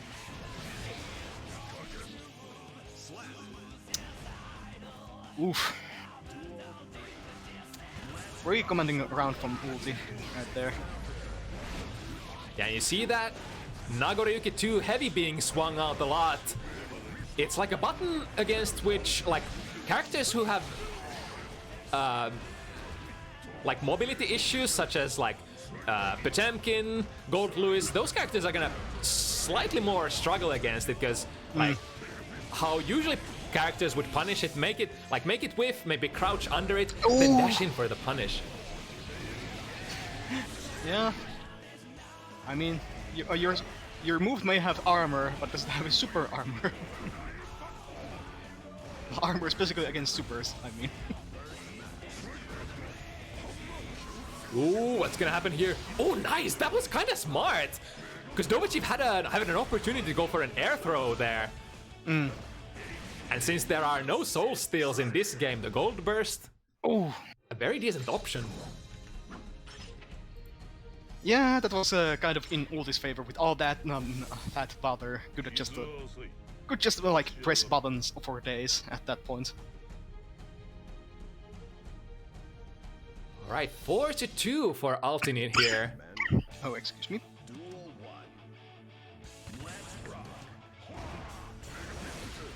Ooh, well placed, Mega Fist forward. Yeah. One of the ways you can obviously avoid the Beyblade is neutral jump, or use like any sort of move that takes you airborne. Mega Fist forward, Mega Fist backwards, possible options depending on your spacing. But again, Neat getting a big hit here, breaking the wall as well. And the Oki, what's it gonna be? These at least should break the wall. Ooh. Okay. Full meter. Miss. Yeah, Just very... getting the back dash just through the close slash. And again, very respectful burst there from Neat.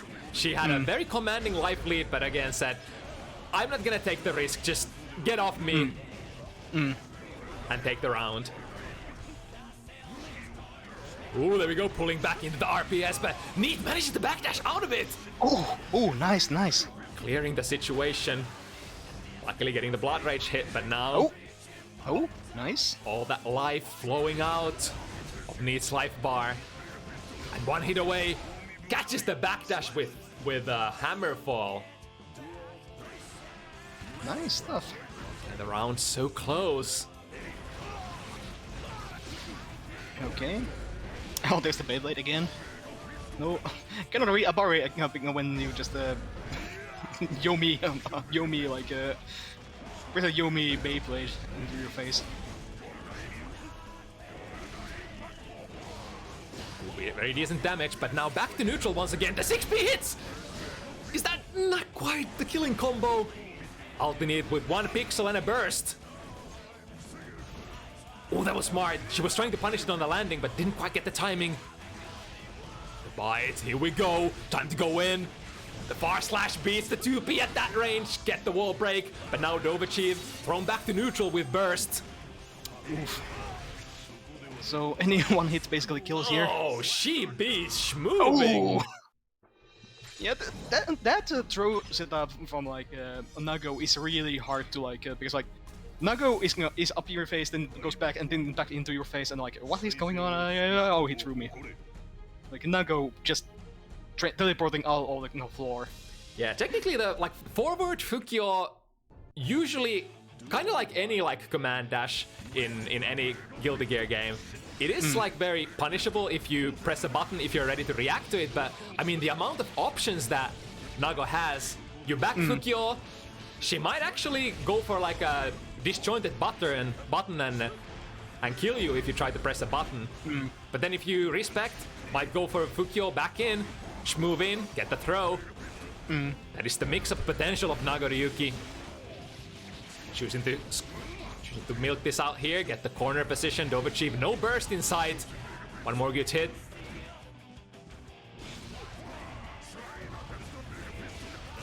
Oh, nice. Get the burst immediately. Oh, she was in the range to throw. And the patience! Spacing herself perfectly for that gold burst to whiff. Oh man, that's a mind blow for. Oh, round start Ankara Buster. The classic to score in, to cash out on all of that respect on round start. Still a very ballsy option. That was kind of unfortunate. The wall had so much damage that Need was forced to break the wall straight out of that throw. Okay, okay. Mega Fist forward, even on hit, minus. So can't continue that without using meter. And now choosing to play the level 2, gets the jump in, gets the combo. And ULTINEET puts herself on 6 against DovahChief here. Damn, really commanding stuff from ULTINEET here. Like, just don't give them breathing like a room to breathe. Just go at it. You're playing a Nago. Just pray Nago things.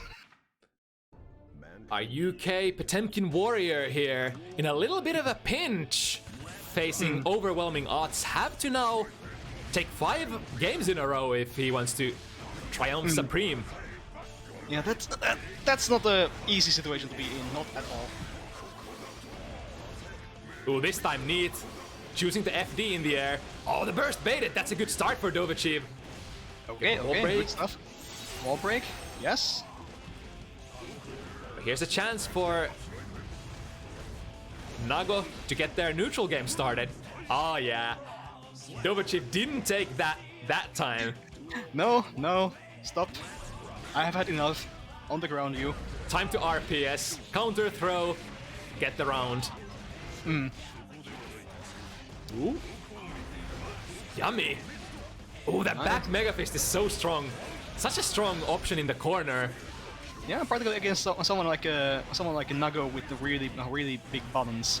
Yeah, the difference between the forward and the backward Mega Fist is really big. The forward one, it's good at catching people, but even on hit it's very minus. But the backwards one, especially in the corner when you can't get too far away because of the corner blocks you, it spaces yourself perfectly and is plus on block.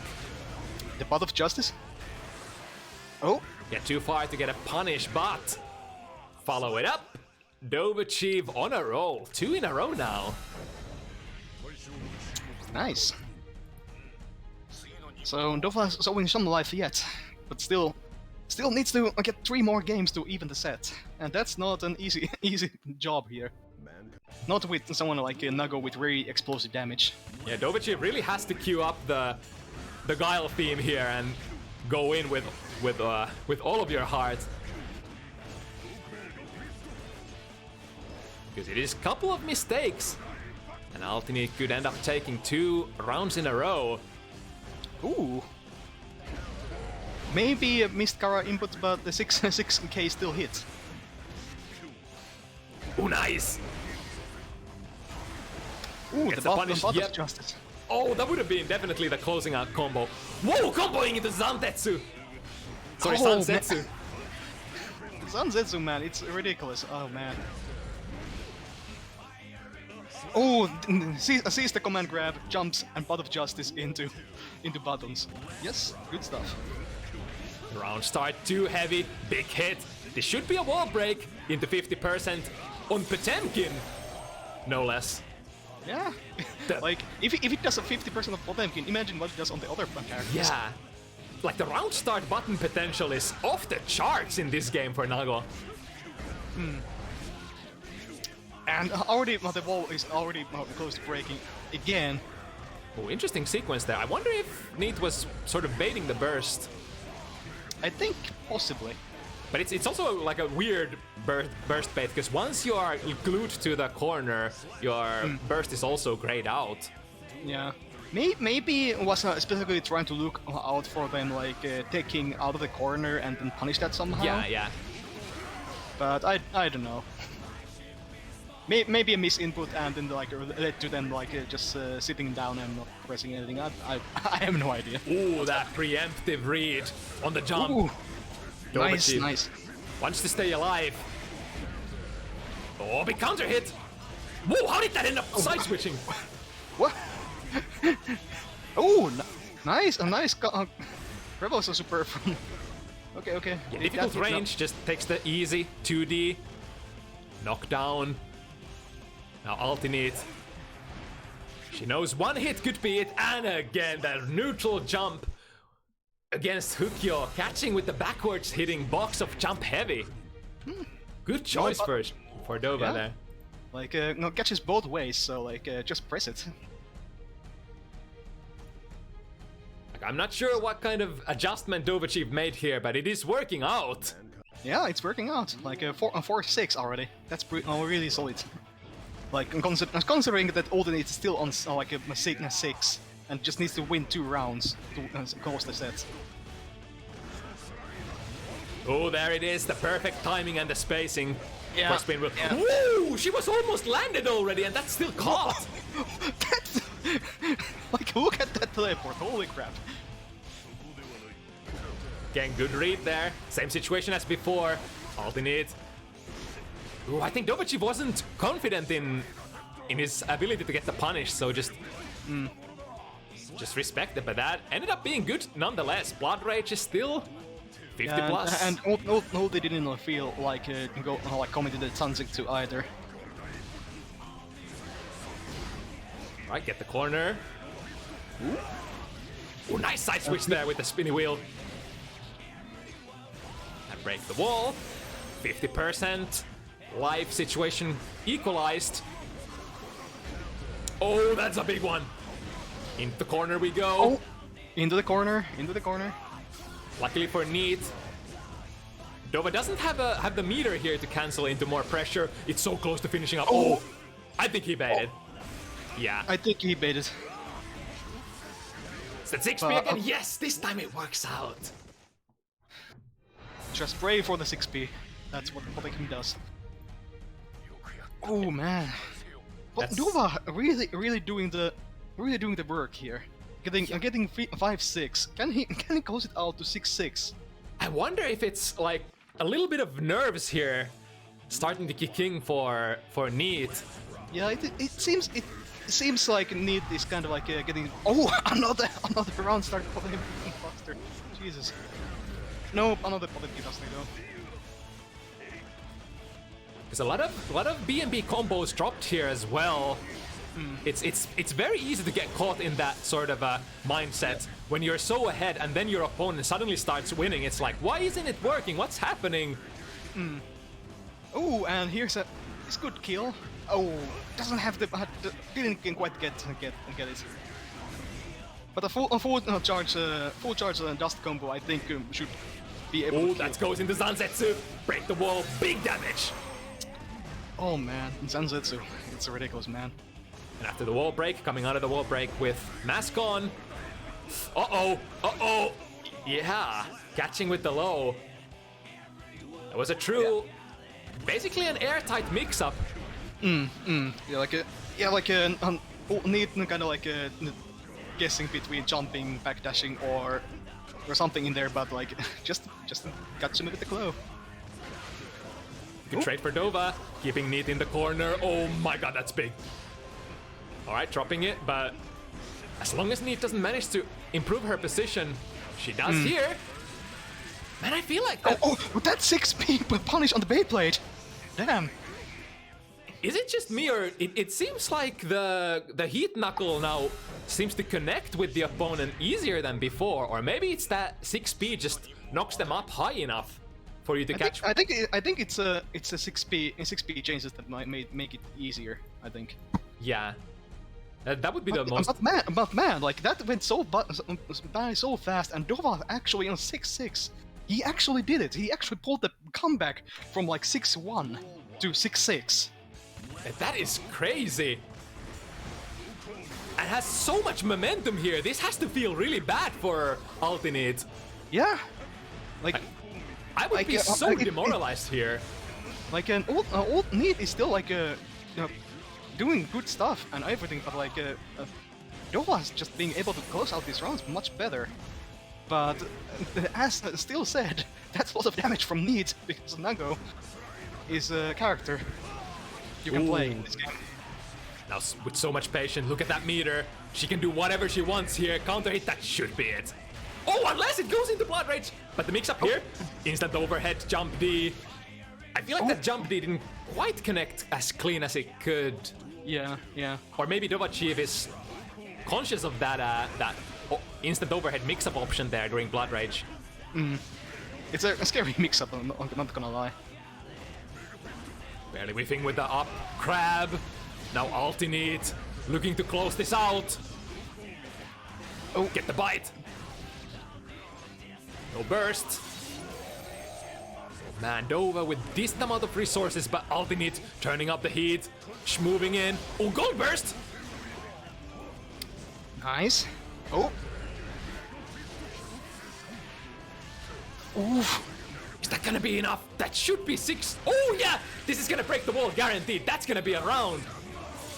Oh and man, ladies and gentlemen, gamers, we're going to the last round. Do or die for both players here. Holy crap, that was a combo from Dova. Really, really good stuff. Okay, ULTINEET getting that early round lead. The round starts 50%. That's a very nice start. And the positive bonus. Yeah. Okay, let's see what happens here. Big hits. Now DovahChief in a big trouble.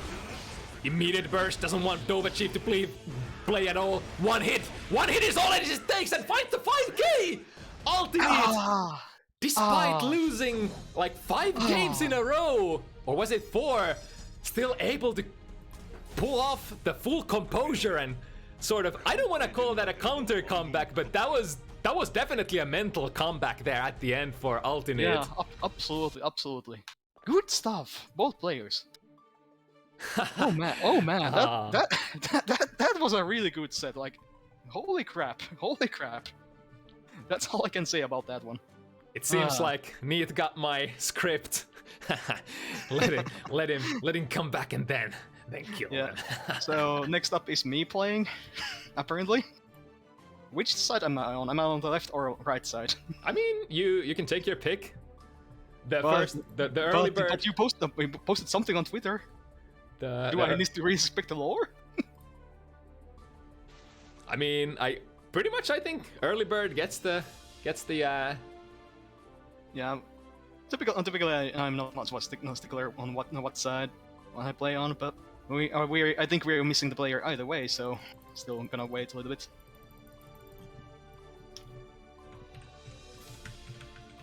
All right, fixing up the stuffs. So MrFariator, our fellow commentator here, jumping in. Potemkin versus Kai, coming up two Kai matchups back to back. Yeah. So this is Faust versus Kai, and the next one was again Kai versus who again? Nagoriyuki. Right. So just who are we waiting for? Is it the Javichu? Javichu, or is it? It's again a mix-up because Javichu is Spanish, I believe. So is it Javichu, or Javichu? Yeah, I have no idea. I don't speak Spanish.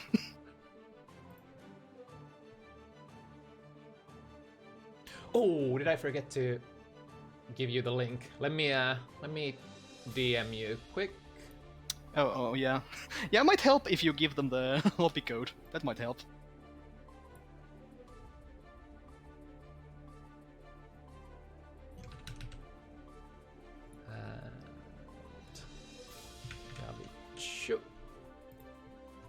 Alright, the code is in the DM. I'm not sure if I should speak while playing, but... I think you should probably just concentrate and just mute yourself.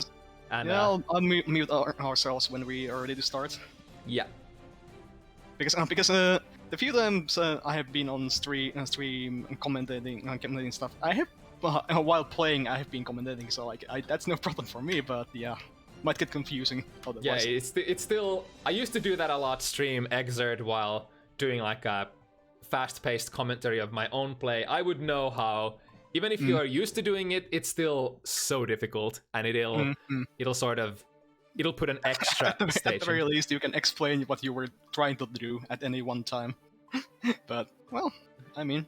Hey, it's more fun when the commentator gets to guess what you were doing. It's like, oh, you got some sort of really dumb misinput, and it was, in fact, perceived as a 200 IQ play by the commentators. That is always the best. Yeah. Oh, yeah. Like, he pressed the heavy slash here. Oh, it was actually missed super. Oh. Yeah, I'm not gonna say which one, but one of my greatest Strive moments that was captured on screen was in fact a complete misinput, and it was perceived by the commentators to be the most crazy play ever, and I was like, yeah, I meant to do that. Yeah, I meant to do that. Not gonna say which one, but maybe a couple of you guys know. And just to be sure that the lobby is not breaking on my end again, Javichu is still not yet on the lobby, is he? No. Okay. Just checking because like the lobby has been weird on my end for some reason.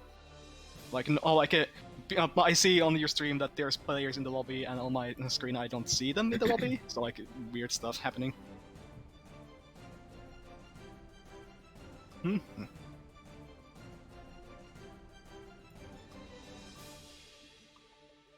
Yeah, Javichu did say that he's on his way, so like possibly still a little bit communicating with the servers. Yep, there we go. Spanish players coming in today. Yep. Wait, is it? Oh, okay. The lobby is bugging out. I'll come real back into the lobby. Yeah, just to be sure. Yeah, because like Javichu just appeared in front of me, and he was already doing like the victory pose on the like I was like, what is that meant to be? Yeah, better safe than sorry. Get the disconnects out of the way before the set starts. Wait, is communicating with the server again from the main screen? Nah, Daisuke netcode. Curse you. Yeah, no worries. We're not in a super big hurry here. Okay. It's communicating pretty fast this time, so begin search. Here's the room. Okay, I'm here. Okay, chance to battle. Okay, so you're ready to go. We are ready to go. So I guess I'll press ready and I'll mute myself. So yeah. All right. Good luck.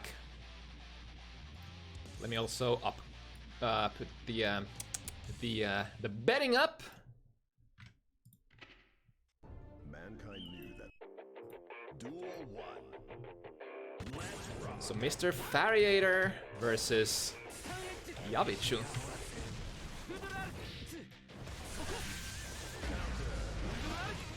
Alright, so I think vanilla version, this was probably slightly Kai favorite just for the merit of Faust being a little bit of a not finished character. But with the new patch, I do wonder, Faust players have been very, very content with the buffs that their character has been getting. But ultimately, just like always in... Oh! MrFariator ends up bombing themselves. I see here. Keep the pressure going. Nice! Against the heavy fireball, instant air dash gets the punish. Even though Faust does have a slightly slower instant air dash compared to a lot of other characters, still, especially the heavy fireball from Kai, very punishable here. Basic thick throw mix-ups, Kai. Oh! I wonder what that was. Maybe was not expecting there to be a crevice behind MrFariator's back there and ended up cornering themselves accidentally. Good dash. Decent trade. Ooh, avoiding. Nice, very nice movement. Avoiding the 10-ton hammer. Here we go. Plus frames. A lot of them. And now MrFariator's risk gauge is very cranked. Finds a decent hit. Still looking for that big one. The finishing touch. Direct late. Minus on block. Ooh, cashes in all the respect.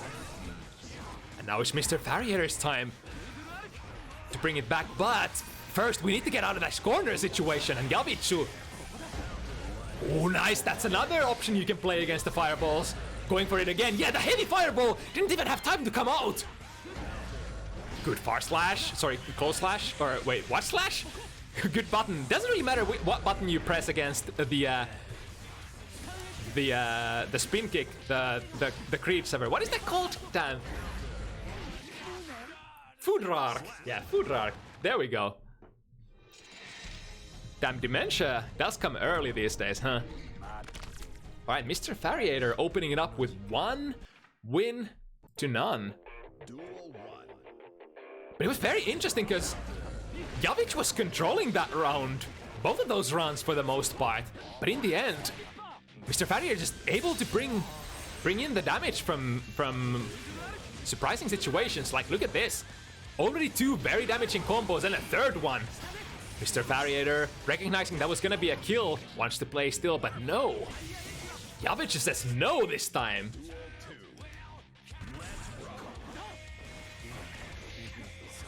Good check there. 2P, very far-reaching poke. Very reminiscent of a lot of characters' 2S's.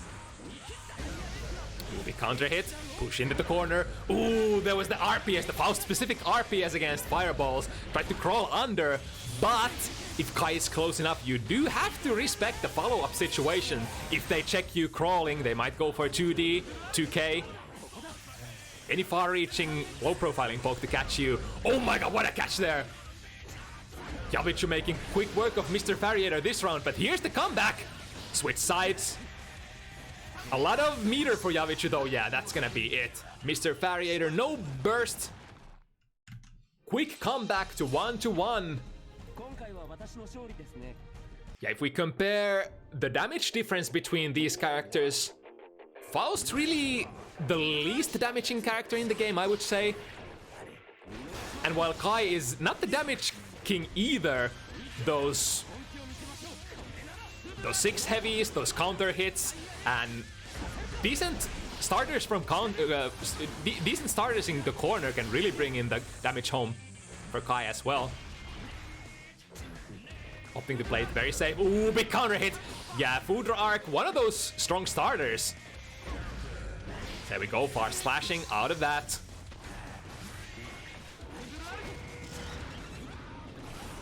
Items helping MrFariator. Ooh, barely not hitting with that teleport. The jump D coming in. Ooh, baiting the DP as well. Interesting, but staying too floated there, Faust. Throw towards the corner. What's it gonna be? Back to neutral. The next hit might be crucial. They don't have the meter though. The frame trap with Foudre, sorry, with the direct plate. And securing the round-winning strike for Javichu. After the first round, Javichu has been turning on the heat so much. Nice read. Oh, didn't get the counter hit though. Big damage coming here. 3P loop. Oh, and right the lightning. Is that gonna be enough? Not quite. Last pixel. But this situation, almost like a checkmate. If MrFariator manages to come back from this one, yeah. The slowdown frames, sees the backdash, and gets the punish.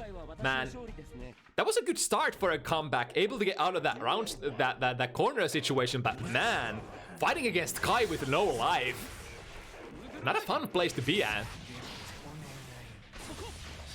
Dashing under the fireball, really nice RPS there from MrFariator.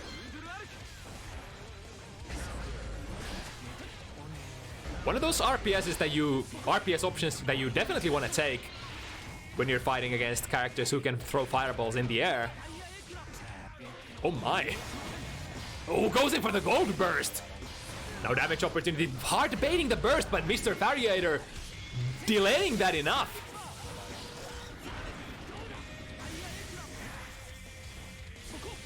Both players kind of dry there. Big plus frames on the airborne. Electrified. Foudre Arc finds the small hits, but we need one more. The RC not allowing MrFariator to dive under either. Javichu looking very strong here. Being very active. Going with the Foudre Arcs, but also being like, that can also be a dangerous thing if you cancel into Foudre Arc too much and your opponent reaches you. Then again, what's Faust's biggest punish on that? Even if you get like a stray hit, you're probably not gonna score a lot of damage unless you get like a close slash or something. Nice dash again, dashing under the fireball. Get plus, man, that same situation occurring. Sort of vacuuming MrFariator to the other side. And no burst to speak of, and javichu getting another round here. 3-1 now. Man, I like the pace here. Not letting the Faust players start their game at all.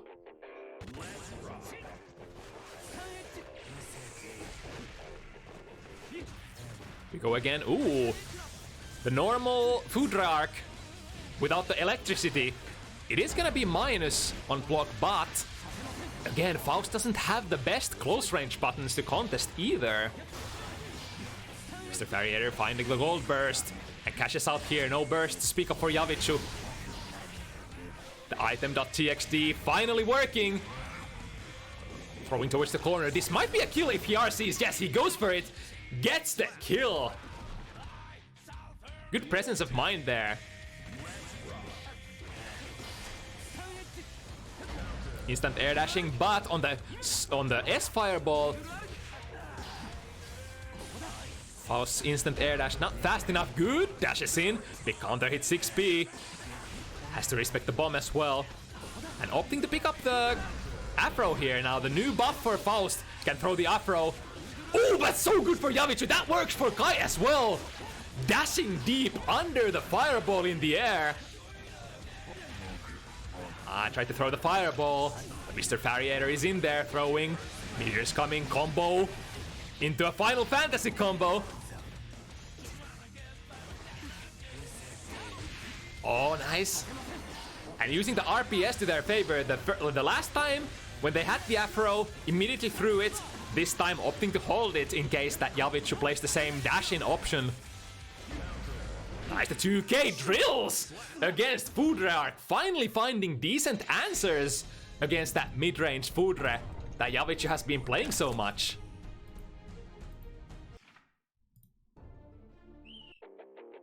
Duel 1. Let's rock.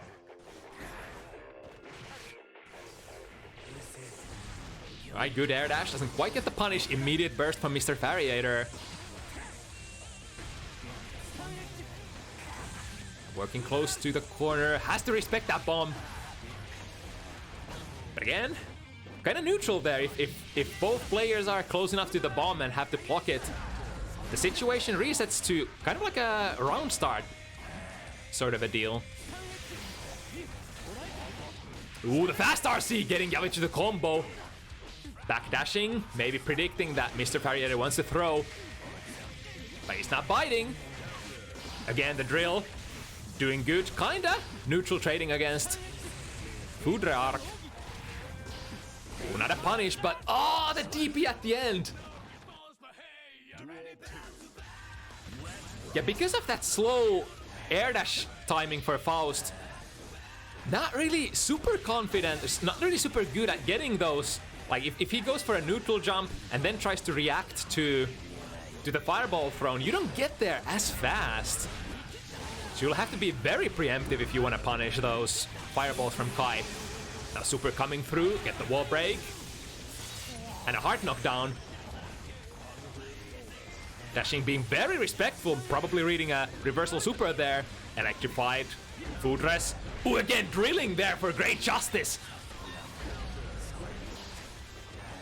The good hitbox of jump 2K from Faust seems to be working out, hitting it with it once again.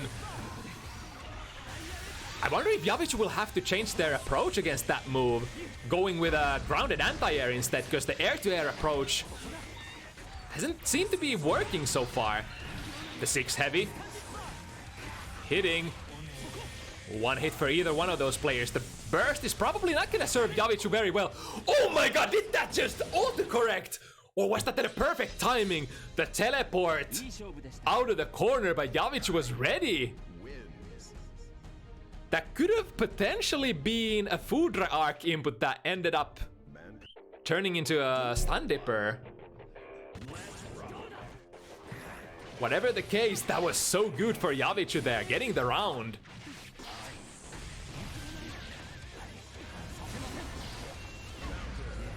With a good 6p, get the counter hit, get the heavy knockdown, and the minions helping to push javichu towards the corner. Yeah, this time opting to wait for it, opting to 6p, but the arc just completely missing. The stun dipper into... again! The immediate burst bait, but MrFariator smartly delaying it. That is a big part of the burst RPS timing, or the burst RPS metagame. Not only do you have to guess if they're gonna burst or not, you will have to guess the exact position where they are gonna burst. And then there's the calculation, like, if I bait, am I gonna try to reset the situation and restart the offense, or am I gonna wait for an extremely delayed burst? Good movement here for Javichu, avoiding the bomb. Again, MrFariator getting out of the corner with the use of the teleport. But Javichu on the hunt.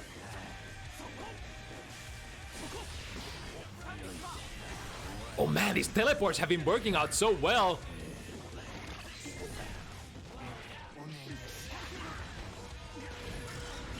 Again, smart. The best possible scenario. Once Javichu has been pushed into the horn, bail out of that situation with the invo frames.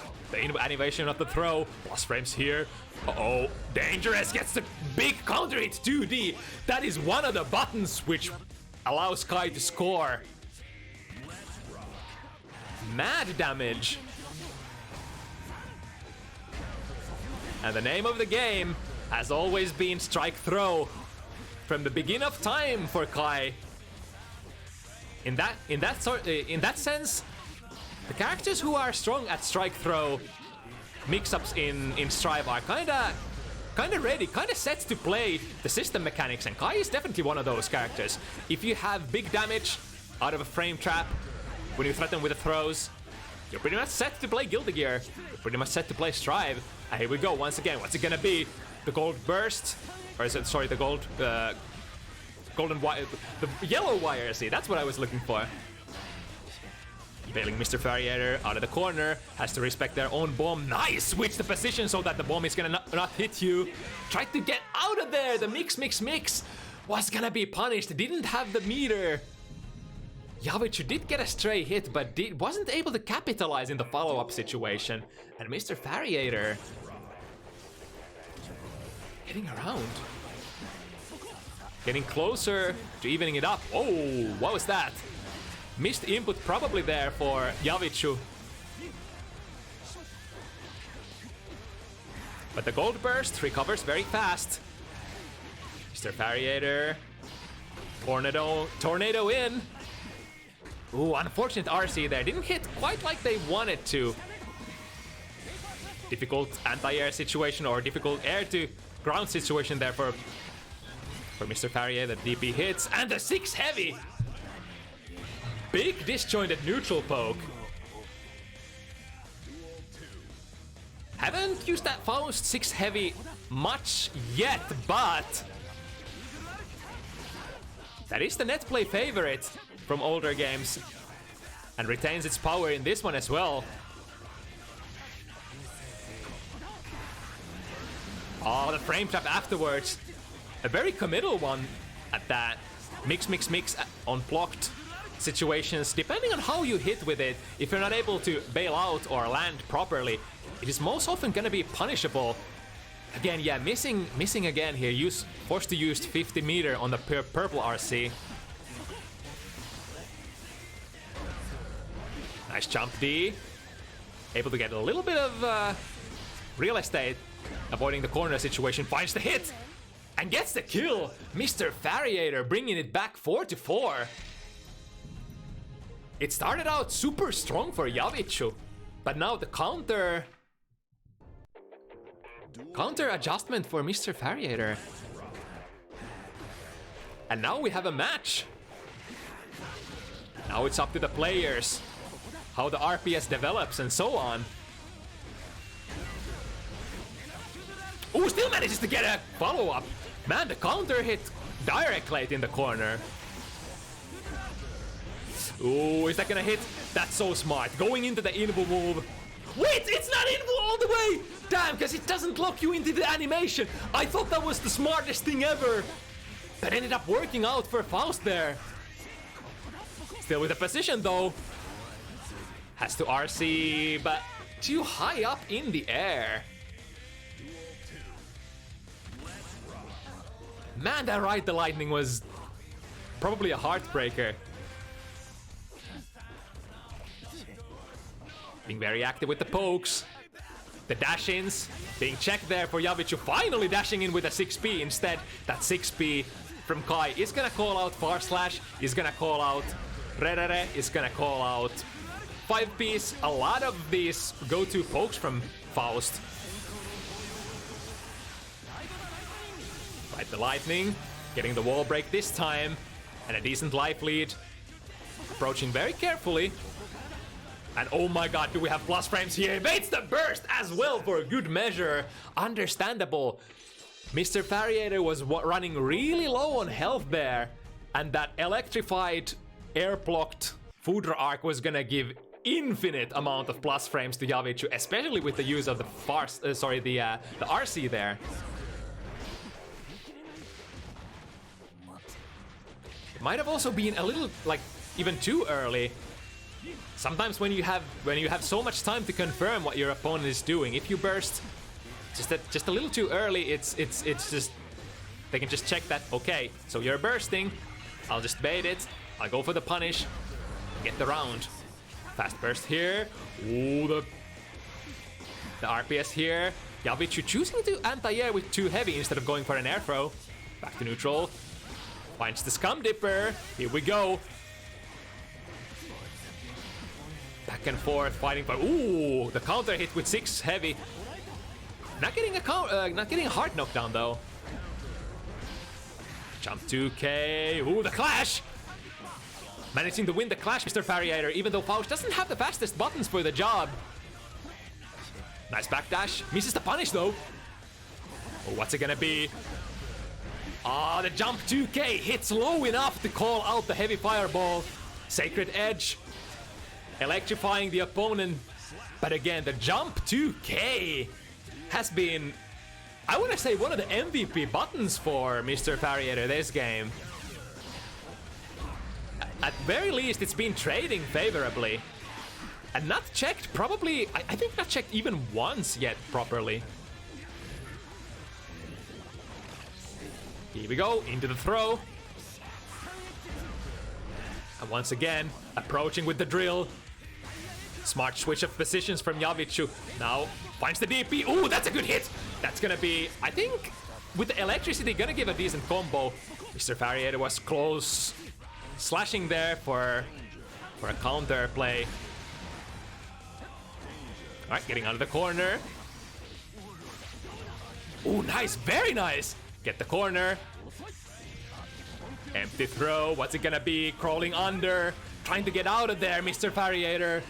But the pressure from javichu finally finds a 5k. Oh, it's not gonna call it out! The heavy call out against the item throw there. Sacred Edge.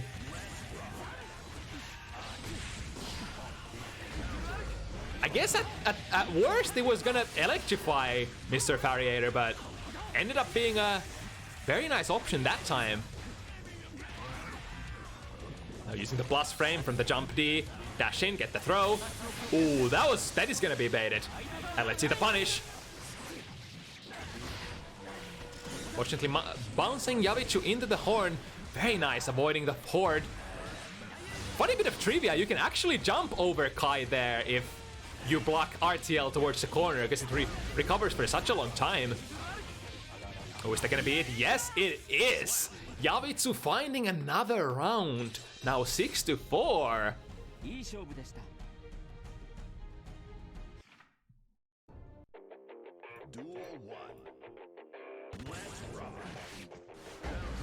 And now javichu in that very commanding position. Very nice, too heavy, and gets the burst bait into the corner. javichu on fire. Break the wall. Unfortunately not getting the super break, so allowing MrFariator a chance to block here, but block he does not. javichu finds another hit now on set point. It has been fast-paced from start to the end with javichu, our Spanish Kai player here. Stun Dipper in. Again, this combo. 40% damage done. Kai can definitely deal the damage when necessary with the use of meter or good hits. One more is all that it takes. 2k anti-air out of all things. Electrified. But MrFariator getting a little bit of a chance to play here. Ooh, backdashing, recovering just in time, not to get blown up. Oh my god, close the jump slash. Getting a counter hit, but no conversion. MrFariator in trouble here. Can't get hit. One frame trap.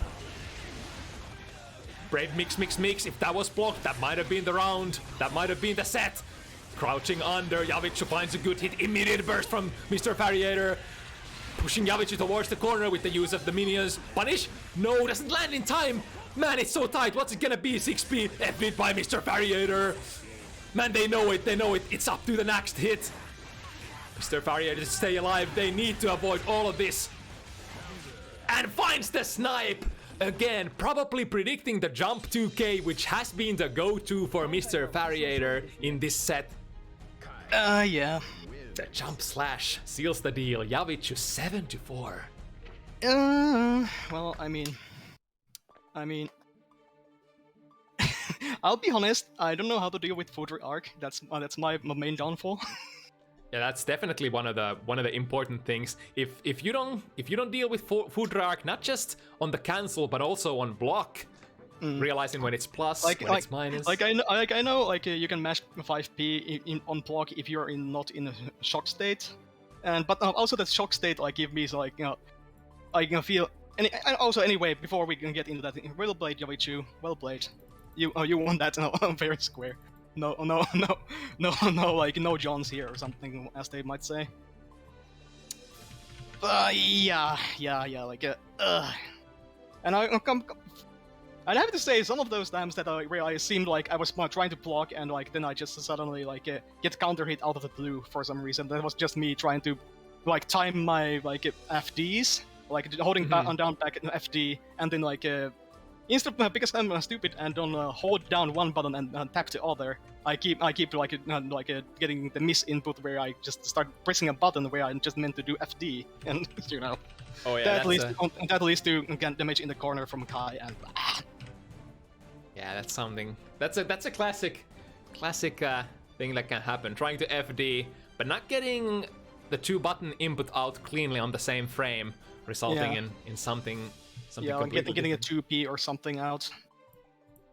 Alright. And well, I mean, seemed like javichu really just knew what to do against my anything really, and basically got in and get me in the corner, and was oh god, oh man, what do I press in here?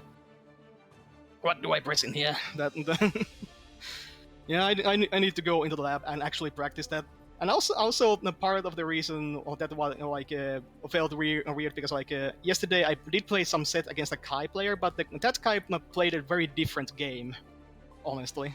Yeah. And this the javichu played more of an aggressive Kai in a sense, and less on the trick throws. I was looking for more of the trick throws, but no, they just didn't come. Only a couple 3 times or something. Yeah, and that goes to say how much difference there can be between players. Guilty Gear, very expressive game historically. Yeah, yesterday I played. Spectate the prog again. Damn. Oh, I think that was just invalid value disconnecting because. Oh, I see. So it's just not just me. Okay. Well. Alright, quick on the button, Dekapact. Snatching the player 1 seat. It do be like that.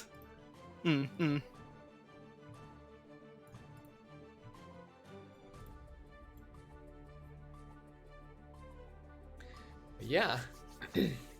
So Nago versus Kai here. Nago versus Kai, this can... Kai can be on the aggressive side or on the zoning side. And... Yeah, I feel like this is gonna be a very nice contrast,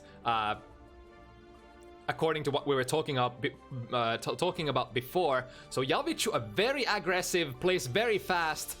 I think Dekapact, the completely different end of the spectrum, much more stays patient, maybe looks to play a little more footsie oriented, and I guess that's how you sort of have to play the Nago matchup as well. We saw this matchup being played to like basically perfectly for Kai some events ago when Vermi switched from their initial Nago main into playing Kai and wanted to showcase how this matchup should be played as Kai. That Vermi, Kai versus Yali's Nago Ryuki, that was something else. That was like a really nice showcase how the Kai versus Nago matchup can work. And I think Vermi and Dekapact kinda like made from similar materials as players, I wanna say. Both have that, you know, deliberation, that patience, that footsie empowered gameplay ready to go. So might see a similar matchup to that we've seen before. Yeah. Yeah. Just sorry here, gathering my bearings after that set. Yeah. And anyway, yeah.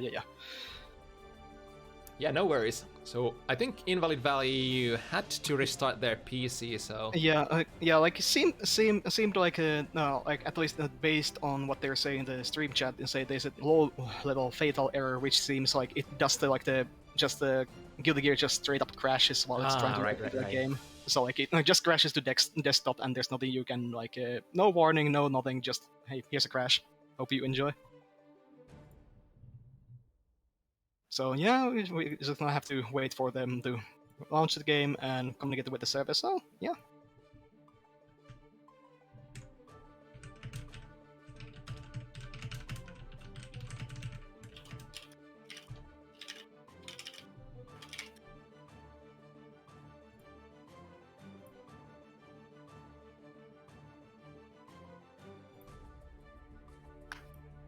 So Dekapact are foreign powerhouse currently residing in Finland. Never trust a Kai main, they say in this chat. I mean, they might be honest or they might be dishonest. We just don't know about the Kai, you know? Is it the fabled honest Kai, you know? Is it the character that is dishonest or is it the players? Which one is it? I think it was kind of a start. It was kind of a joke because like Kai kind of starting out not so good in like Strive, at release, and then like and so they had to resort a lot into that dick throw scenario because like what were like damaging setups from like Kai unless they got a counter hit. So like so it led to like honest Kai players being this joke that they're just guys that just go for dick throws every time.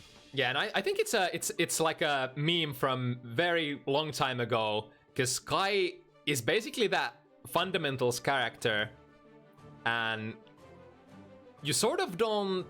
Well, it's kind of like if you play Kai, you gotta really, to be a strong Kai, you gotta rely on your like fundamentals, your basic tools, like your normal pokes at neutral, moving around, footsies, anti-airing, like basic stuff like that. You don't really have like crazy set play or any I'm gonna get in for free buttons, anything like that. So like being like a very basic character has been like the root of the joke that you have to be able to play Guilty Gear to be able to play Kai. Hence why Kai is an honest character. But then the flip side of the coin is always that, especially in Strive towards the end, Kai was a very strong character. A lot of like top tier characters, like a lot of top tier basic characters like Kai, it's always that they're good at everything. They don't really have weaknesses, which can then in turn translate into people being like, oh, you don't have any weaknesses. That character is cheap.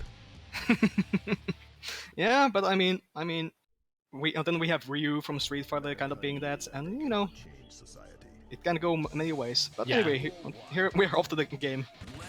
All right, I've been looking forward to this. Dekapact always such a pleasure to spectate, especially since I really subscribe to the same kind of fundamentals as they do. So I really vibe with their playstyle. Let's see, how do they tackle this matchup? This could potentially be very difficult if you play this the wrong way for Kai. I think the control is probably the preferred option here against Nago. Just not letting them get their game started. Yeah, because Nago kinda dominates the neutral more than Kai in certain respects, because like Nago's buttons are so much bigger. Particularly when he gets some blood going. But fireballs are super good if you stand in the right places, if you don't let them, if you have the counterplay against Beyblade. Yeah, you can really lock Nago out of a lot of his options. A lot of his quotations free options. Yeah, but then he still has to like his own projectile that beats other projectiles, so you cannot be too predictable with your own. For sure. A nice wall break for Dekapact here. Another strike throw. Invalid value wiresing their way out of that, but not out of the woods. Oh, that's gonna be a punish. Is that enough? That should be enough. Yes, invalid value just barely not having enough to burst there.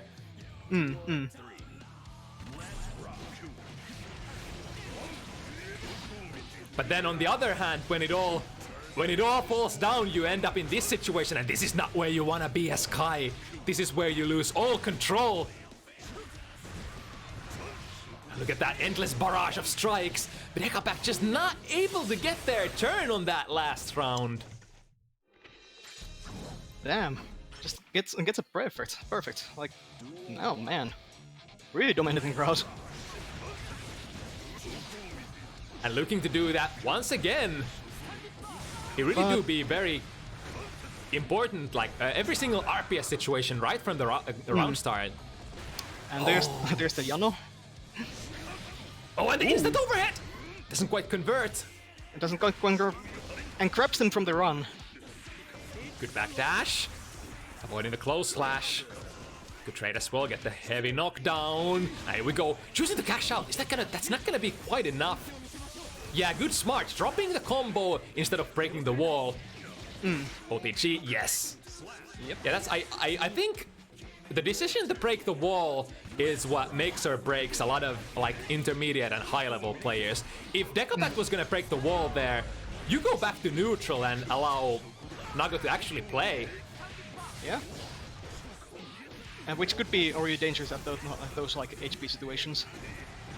And some characters just like basically live or die by those choices. Ram,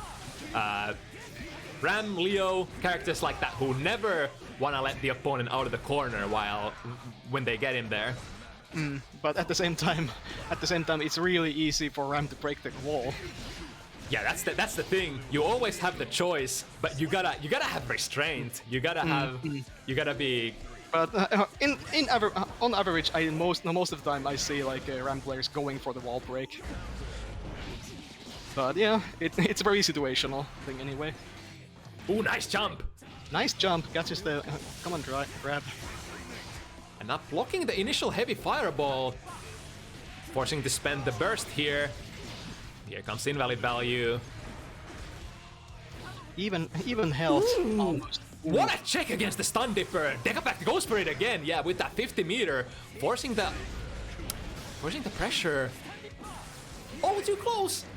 Oh, too close, but they didn't quite the same punish anyway, but wins the game anyway. Man, I wonder if we're ever gonna get rid of that spacing minigame for Kai for I have no idea why, because they simplified the game in certain ways, yeah, but they also kept the stun dippers point blank thing. Like, why? I don't understand what. Yeah, it's always been like if you're too close, even if you hit with the first one, the second one is gonna be blocked and you're gonna get punished. Yeah, it's a good move, when it actually gets the second hit, connects, but it's a weird mental game you have to play as Kai to am I in the right range to use stun dipper, which I think is really weird to still keep. Ooh, interesting, very preemptive gold burst there for Dekapact. Stay safe, but oh, there we go, the fireball. Look at that spacing. At that spacing, I think invalid value pretty much didn't have good options there to challenge. Here we go once again. Dekapact warming up. A lot of plus frames from the Fudre. Another throw. The name of the game. This time goes for a frame trap.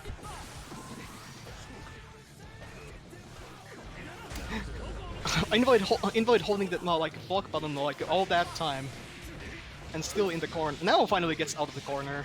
And the patient pays off. Look at this damage. I'm probably getting the wall break here. Yes, wall indeed. Break. Wall to wall break. God damn. That's something. Yeah, a lot of characters when they spend the 50 meter. I think pretty much all characters can corner carry with 50. But what sets Nago apart is the amount of damage they also do while performing that combo. Yeah, although it was still like kind of like on the lower side of like a Nago damage, considering because of the great RC. Wait, the last one was Deka's win, right? Yeah, I think so. Yeah.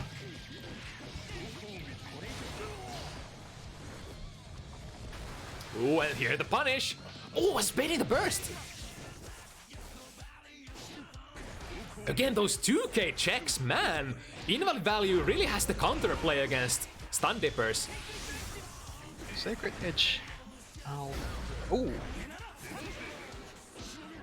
Still gets hit by the YRC. The punish. Yeah, one more. Ooh, but recognizes that that setup was not tight. Far slash. Yep. Good stuff.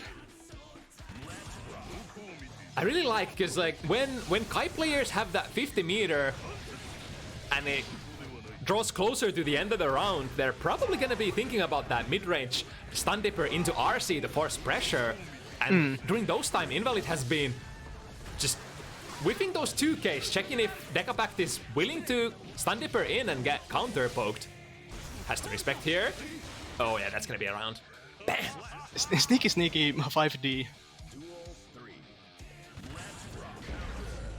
Ooh, the round side 2D. Big damage into the corner. Not quite as big as Nago, but still very decent in terms of what Kai can do. 2 hits, 60%. We're looking for one more. Dekapact building a lot of meter here. A lot of options available. Ooh, nicely placed. Nicely placed clone, but doesn't end up getting a lot of out of it. And dash in OTG gets Dekapact the round once again. Brings it even, 2-2. 2-2. Solid stuff. Still anyone's game. What? Oh man. Oh man. Oh wow! The stun dipper didn't go under that 5 heavy there. The footsie interactions. Oh yeah. The level 2 blood. 5 heavy reaching full screen and slashing through the fireballs. Oh no, that was so unfortunate. Went for the fast RC there, but Invalid Value was ready with the throw.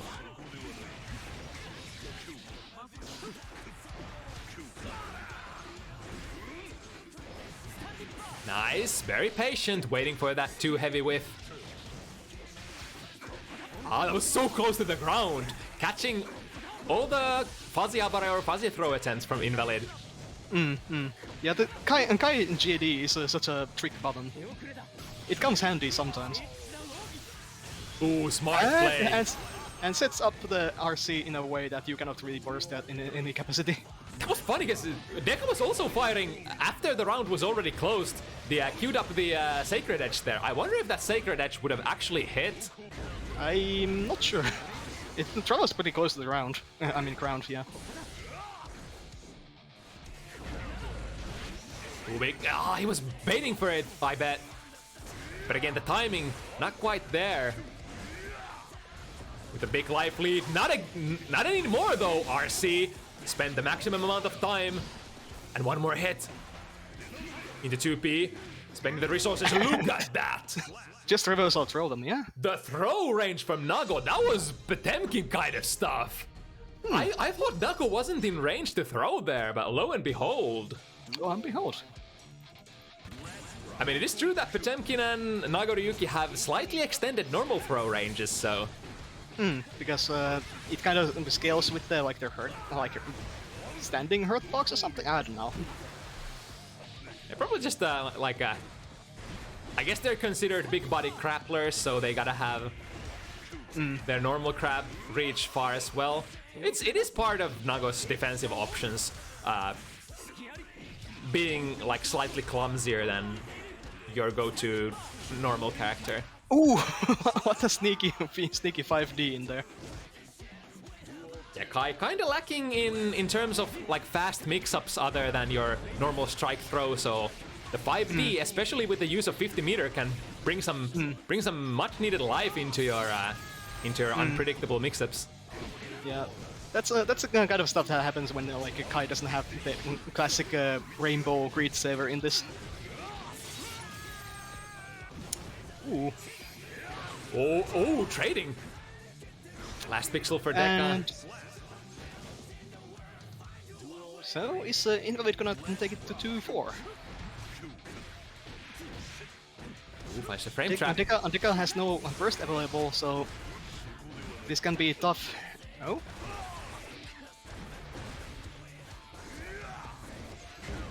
Oh, trying to thread the needle.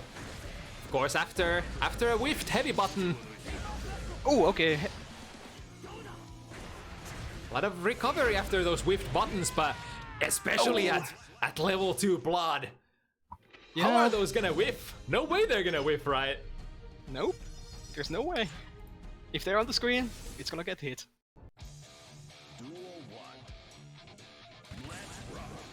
Right, Invalid Value picking up some base here, punishing on the way down against that air fireball.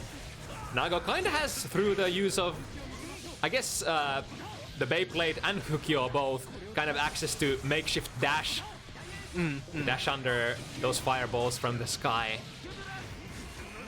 I wanted to avoid the wall break.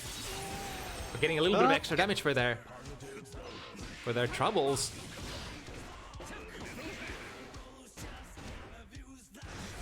Yeah, Dekapact can probably chill here. Chooses not to though, and why should he?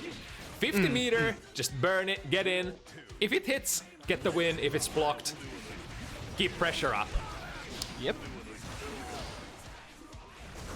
Like the situations where that Stun Dipper RC might not be advisable is at the start of the rounds. If you spend that meter very early, you go into that meter build penalty and don't even like sort of put the opponent in a checkmate situation. But the further the round draws out, the better it's gonna become, and here we go once again.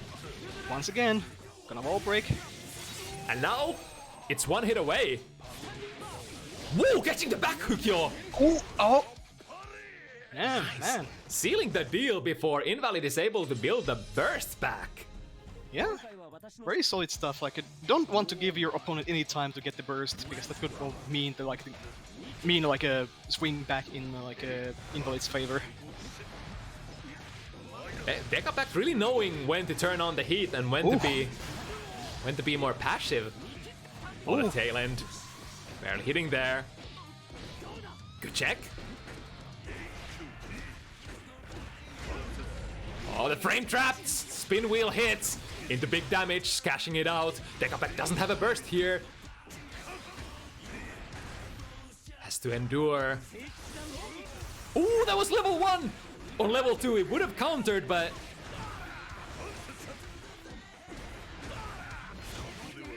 the clone. Taking the cake here against Stun Dipper. Man, it feels like a lot of Nago tools just are naturally good at checking those Stun Dippers. But at the same time, Invalid Value is also actively counterplaying against it. Alright, just plays it safe. Neutral champ out of the heavy fireball.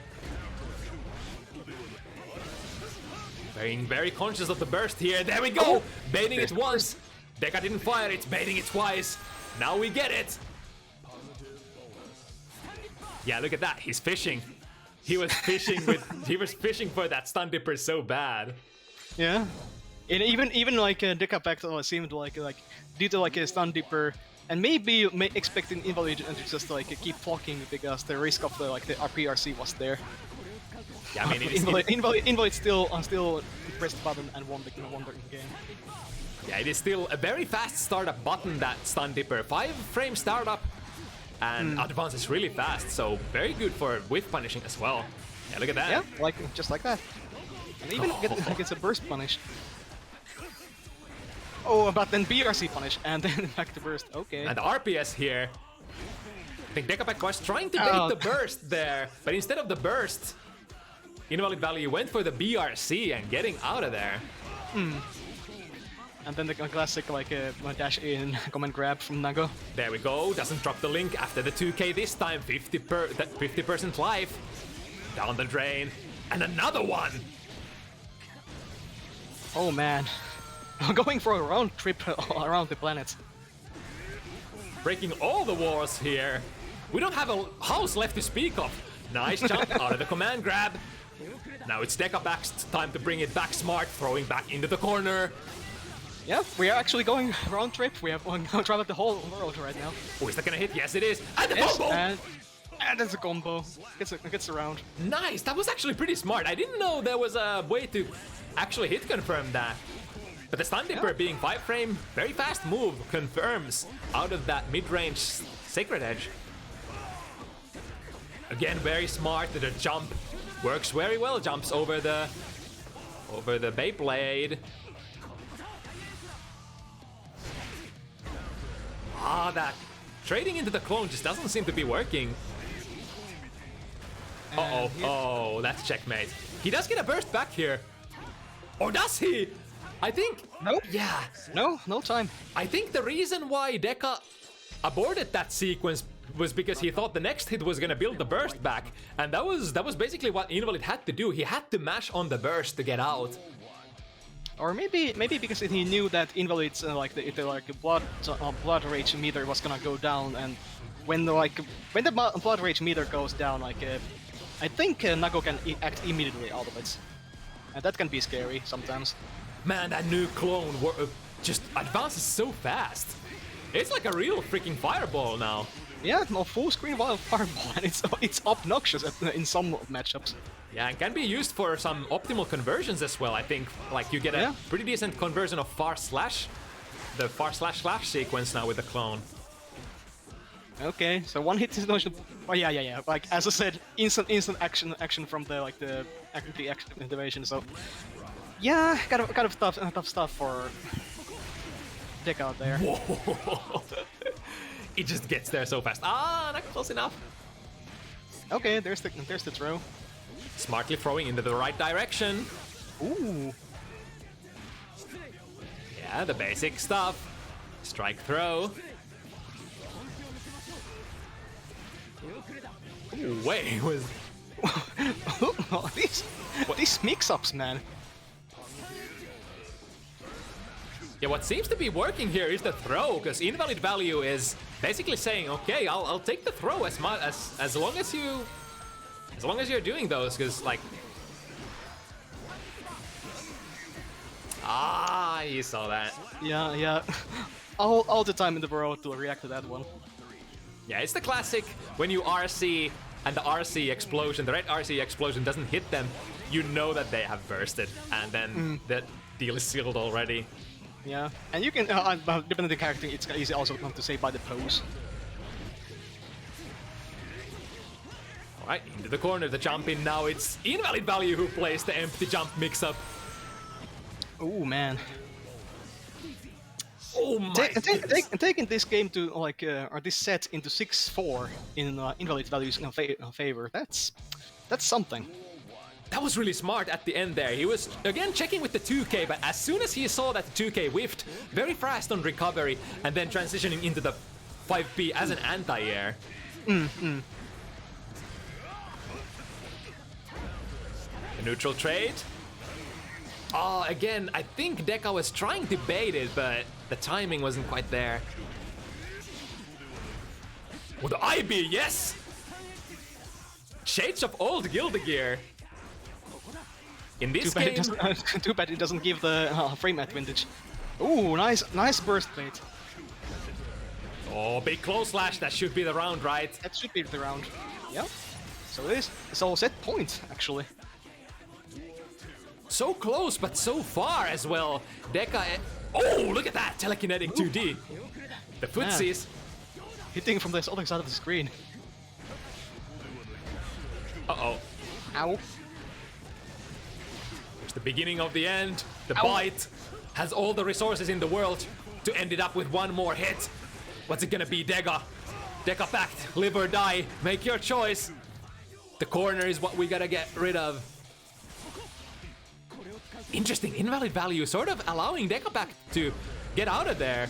But, ooh, just that backdash is just out of that. Oh, that was too late! That was too late. Dekapact wasn't... I think he was trying to hit confirm whether that was on block or hit, and ended up doing the PRC too late, and as a result, the struggle situation afterwards, invalid value ends up getting a poke in there. Yeah. And yeah, again, one of those situations where any even if it's a trade, they're gonna win. So like, yeah, might as well throw out the button. That was a really good hustle, though. Yeah, good stuff. Like, Dekapact really putting on a show, but like invalid value just managing to get more out of those like interactions.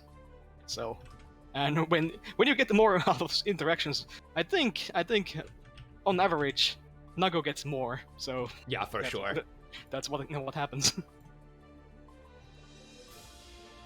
Alright, jumping into the quotations heavyweight matchup of the evening, we got new and old faces on the screen. Sstegy, is it sstegy, sstegy, sstegy? I'm not quite sure. Sstegy? Or sstegy? Sstegy Milia, hailing from UK, fighting against Pinhead Axel from France. We saw Pinhead last week, had a pretty decent debut here on Bounty Hunters. They say it's sstegy. Sstegy? Sstegy? In the chat, they say? Alright, sstegy. Unless it is stage E? Stage E? I'm sorry if I'm like fumbling this up.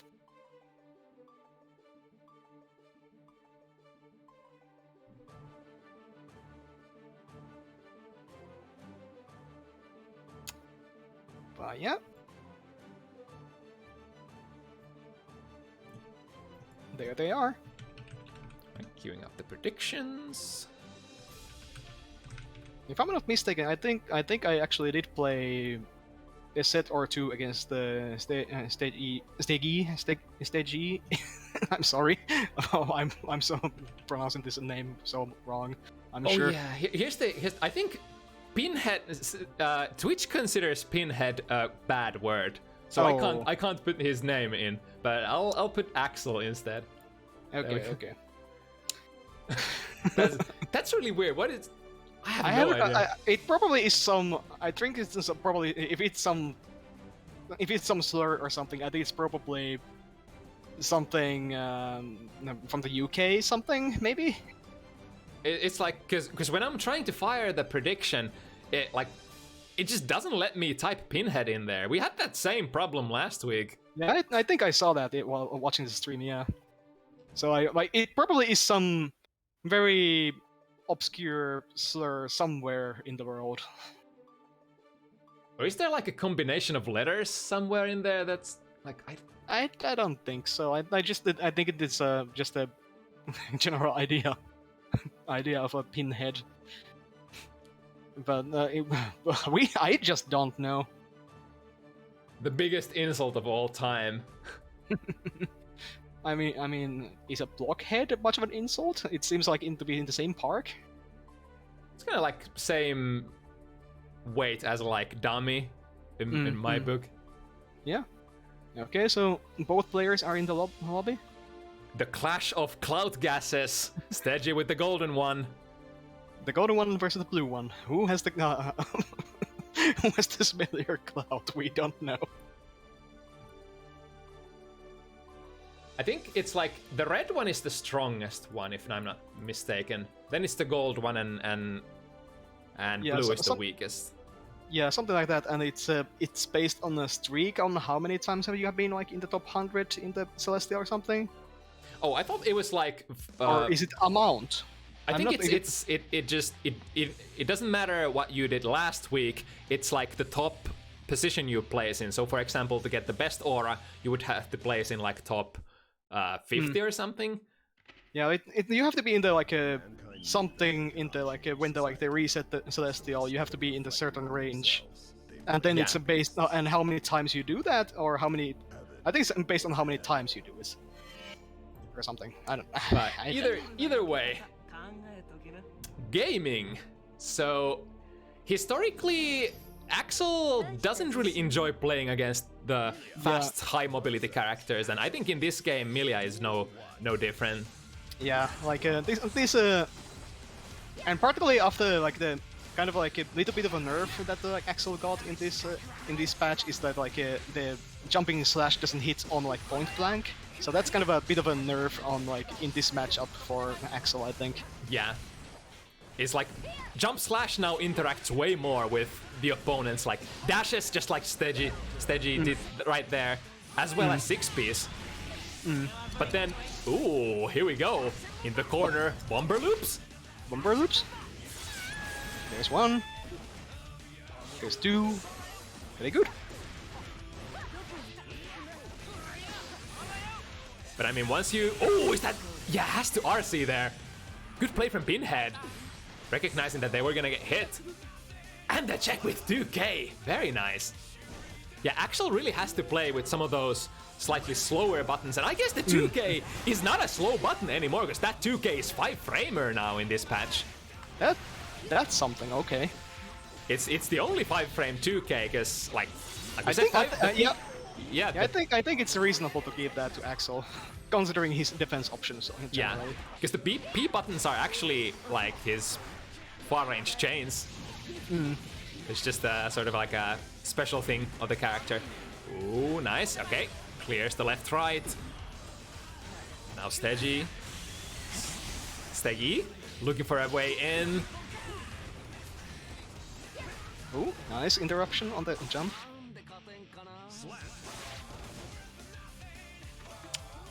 Okay. It's like usually the basic gameplay loop for Axel is you kind of want to keep the opponent on the ground, keep them out of the skies, because basically jumping is the only way you're ever gonna challenge Axel when he is on the ground. But Milia has her way in the sky, having a double air dash, multiple different options compared to normal characters, can really RPS way more effectively against those anti-air situations from Axel. Yeah, and stage E getting all these like so looking like they're close as the first game. Really solid stuff from sstegy. A very even first touch to the matchup. Probably both players still warming up. The first couple of rounds were like one going in Pinhead's favor, other going in Steggy's favor. Like, yeah, good stuff. And you really, I think this is exactly the kind of matchup where you have to sort of see how your opponent plays, because the jump in RPS, the neutral RPS is so distinct against Axel. Yeah, absolutely, yeah. Ooh, big damage coming in. The Axel bomber loops are actually the big source of damage for this guy. Yeah, look at that damage. Milia doesn't really have the defense to fight back against that either. Has to use the mobility instead of other... Oh! Ooh. Interesting RPS there. After the Rensen, you are minus. And the opponent could potentially attempt to capitalize on that and jump in. Yeah, look at that. Not only the multiple amount of air dashes, but also turbo falls, the couple... And even combat Moon in a pinch. Yeah, that is kind of like a dive kick. So she has a very massive toolkit in the air. All sorts of angles, or all sorts of timings. Here we go, mixing it up. Good block. Oh my god, how is Pinhead blocking so well? Ends up taking... I mean, they don't have the cloud gas for no reason. Oh yeah, there he was, the punish.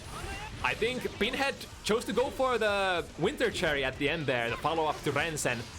And if you're not at full screen, you can just run through that.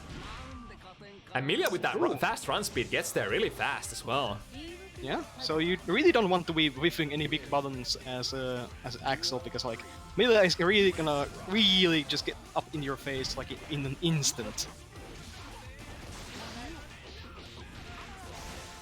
Alright, set up. The Oki, yeah, the overhead. No one's gonna see that, you'll just have to guess. Just like always.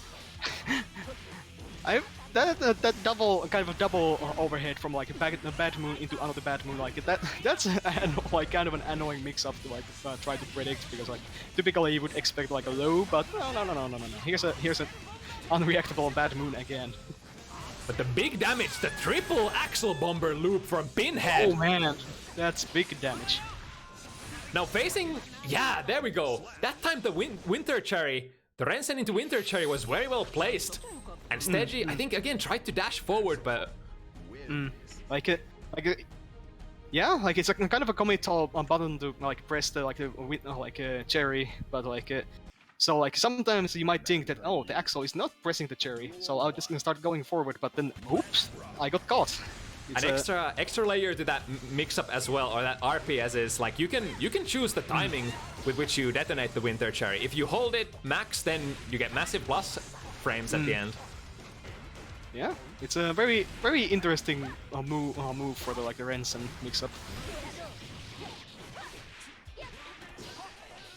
Okay, that moon into the combo into wall. No wall break though. Ooh, very aggressive hair car. Back in there. Ooh, very nice usage of the 2K. Actually low profiles the jump in. Ooh, man. That has been a thing for Axel for ages, slow profiling with your 2K or 2D. What am I watching? Zappa on gameplay? Like, it's one of those Zappa's moves, like just being so low profile, you cannot really like even jump in on it. But I guess he needs it because like his close range anti-airs are a little bit on the weaker side. Has a lot of like predictive anti-airs and like far range anti-airs. But even like some characters can use their close slash as an anti-air, but like Axel can't really. It's kind of as far as I know, like the close slash is kind of like oops, I screwed up, kind of a bottom in neutral. Yeah, and 2S is kind of slow, and 6P has always been sort of a mixed bag. Not as good of a 6P as like other standard characters. Ooh, finds the low.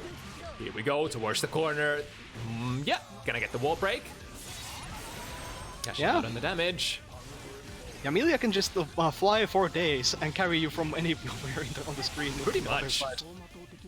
Particularly if she gets like a close slash, starter. As like a sort of a balancing factor, she doesn't have the most damaging combos. So like even if you get very decent amount of corner carry, it's probably gonna deal like maybe 1/4 or 1/5 of the opponent's health. But at the same time, she can set up like a Oki situation really well. So like she may not hit much from individual hits, but oh man, you have to block so many of them. Yeah, for sure. More like a character that flows with her offense and mix-ups. Oh, that was not a punish. Oh, interesting. Yeah, has the RC. Again, Pinhead so tight on the defense. Did sstegy? Ooh, very nice. Gets the optimal punish. And again, going with the throws. Pinhead has been blocking a lot of those left-right, up-down mix-ups. But as a result of being patient, much more open to throws. But I guess you would much rather take a throw from pretty much any character than the strike. Yeah. Because but then again, for Amelia it kind of set up another Oki situation. So yeah, it's no fun. Deep dash in there. Oh, gets a close flash. The big damage starter. Yeah. So looking probably no wall break. Okay, cross it super. landing straight into a throw, and here we go. Steggy pushing the pressure, this time breaking the throw. But man, is it dangerous, is it scary to try to break throws in Guilty Gear.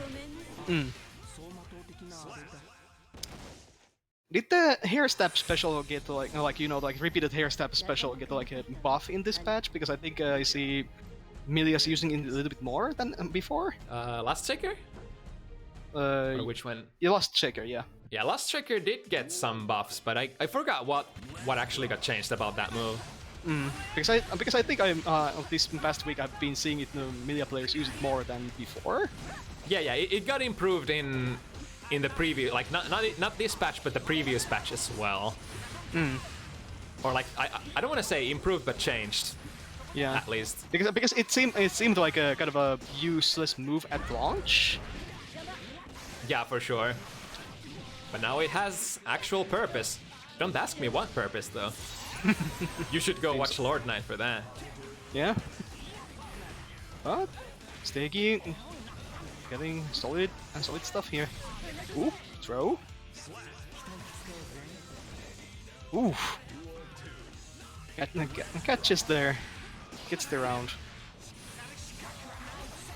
Ooh, the multitude of air options.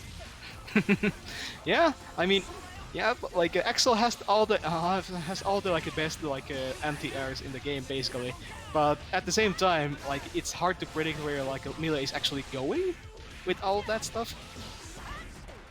Yeah, and like Pinhead is landing so many random hits, but it's like even though Milia doesn't have the damage, it feels like one shot, like being a one-shot against the one-shot character still, because Axel just doesn't have the defensive options. Once you're in this situation, Milia just rolls over you. Oh, but the bait on the burst at the end here. Nice. Pinhead actually closing it out, and 3-2. So Steggy.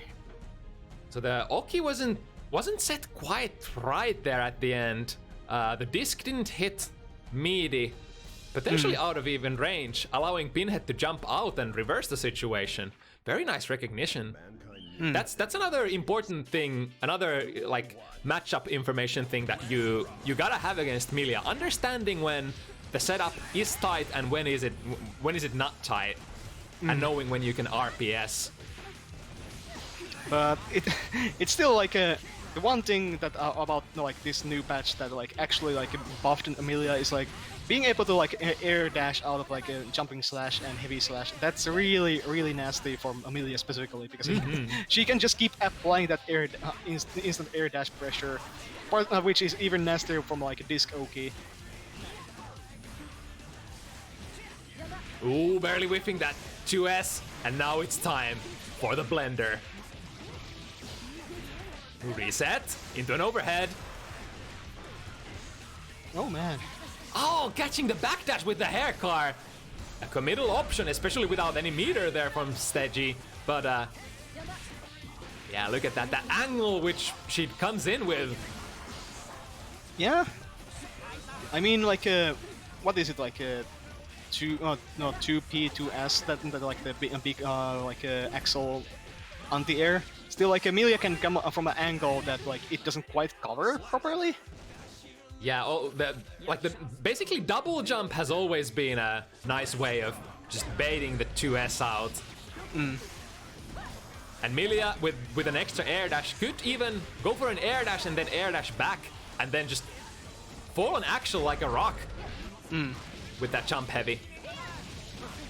And it's really can even set up like kind of ambiguous like cross-up situations, or like which side is he actually landing from.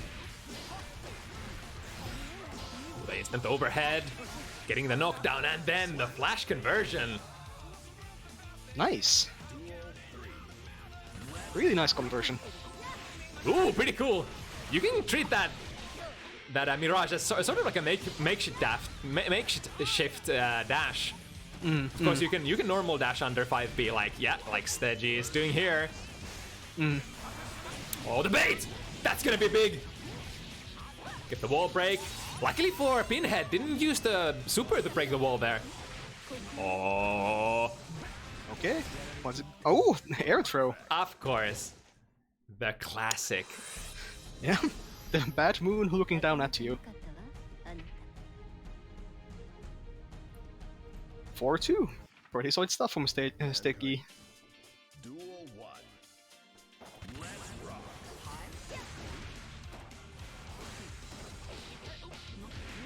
I caught very early in the round here, Pinhead.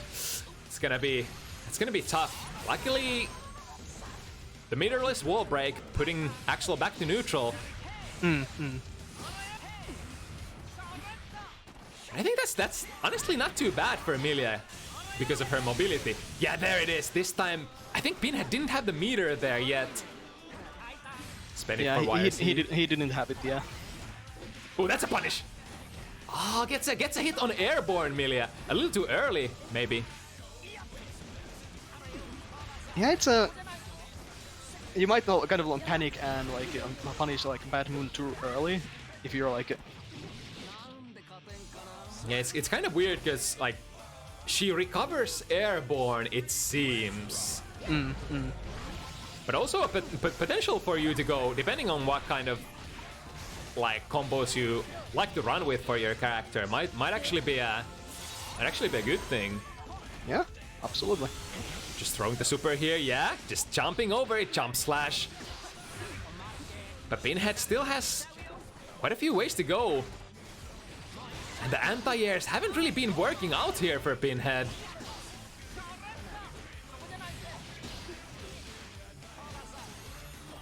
And when you don't get the anti-airs, you don't get your big reliable damage in as Axel either. Yeah, it's stray hits like this for the most part. And to finish, even a pixie character like Milia with stray hits, it's gonna take quite a while. You'll have to stay tight. Ooh! Ooh. Nice. Presence of mind there from sstegy. Holding the block, not getting anti-aired once again. Oh man.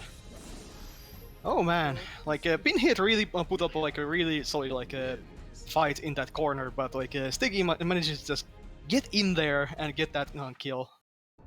Yeah, I don't understand. How does sstegy manage to just avoid all the anti-airs? It's like they don't matter at all. Pinhead just can't find the angles. Yeah.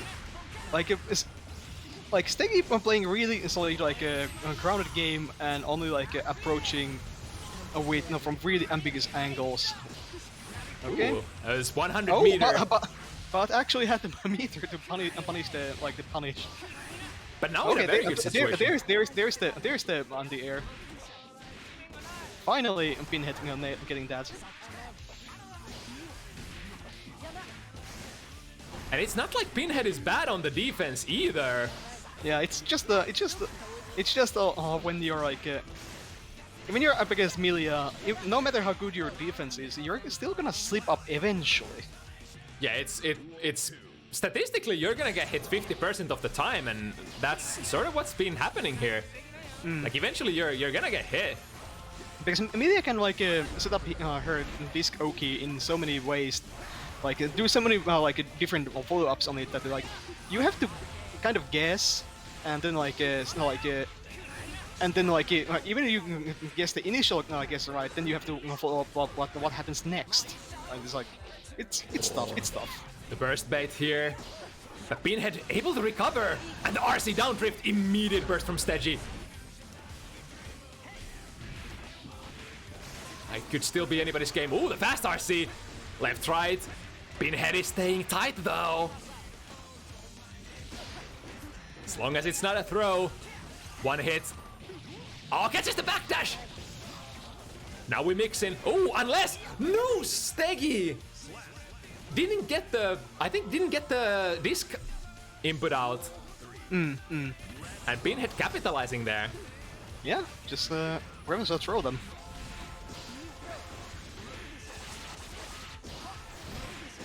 I mean, when you play Milia, it's like it's really respectable if you can do everything Milia does without dropping inputs, because like it needs to be so rapid fire stuff. Yeah, for sure. That like if you can keep your like inputs like clean regardless of the situation as Milia, then you are solid. Yeah, definitely one of those higher APM characters. And absolutely. the throw damage is enough. Just right, just right.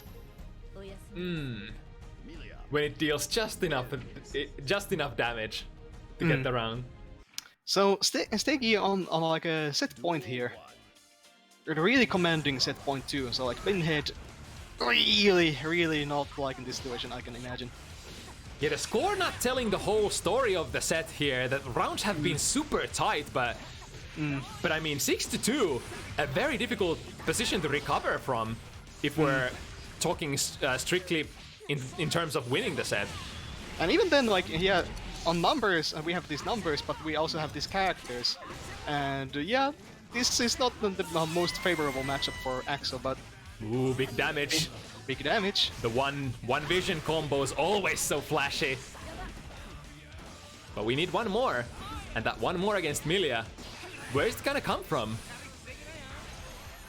Well, got all that meter, so could do something with it. There we go. Okay, there it is. Just a basic 5p, I think that is. I don't remember Axel's buttons too well.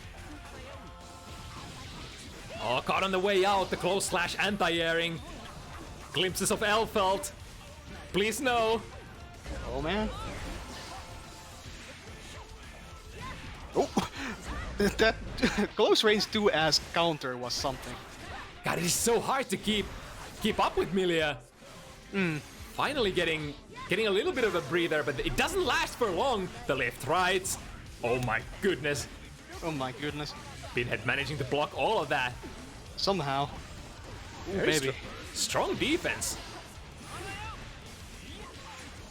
But Milia just gets in there so fast, and now on set point, sstegy. Oh man. Oh man. Really hard stuff right now. Oh, the reset into the low. What is it gonna be? Up, down, left, right. So many options, and then the throw as well. Into wall break, and sstegy on a really commanding life lead, and also positive bonus. Oh, might build the meter here. Is that enough? Is that enough? That is gonna be enough. That's gonna be enough, and no burst to speak of or anything. So, yeah, there was nothing. That was a sealed deal as soon as like sstegy managed to find that hit in the. Oh man. Damn, another rock solid UK player. Where did this come? These guys.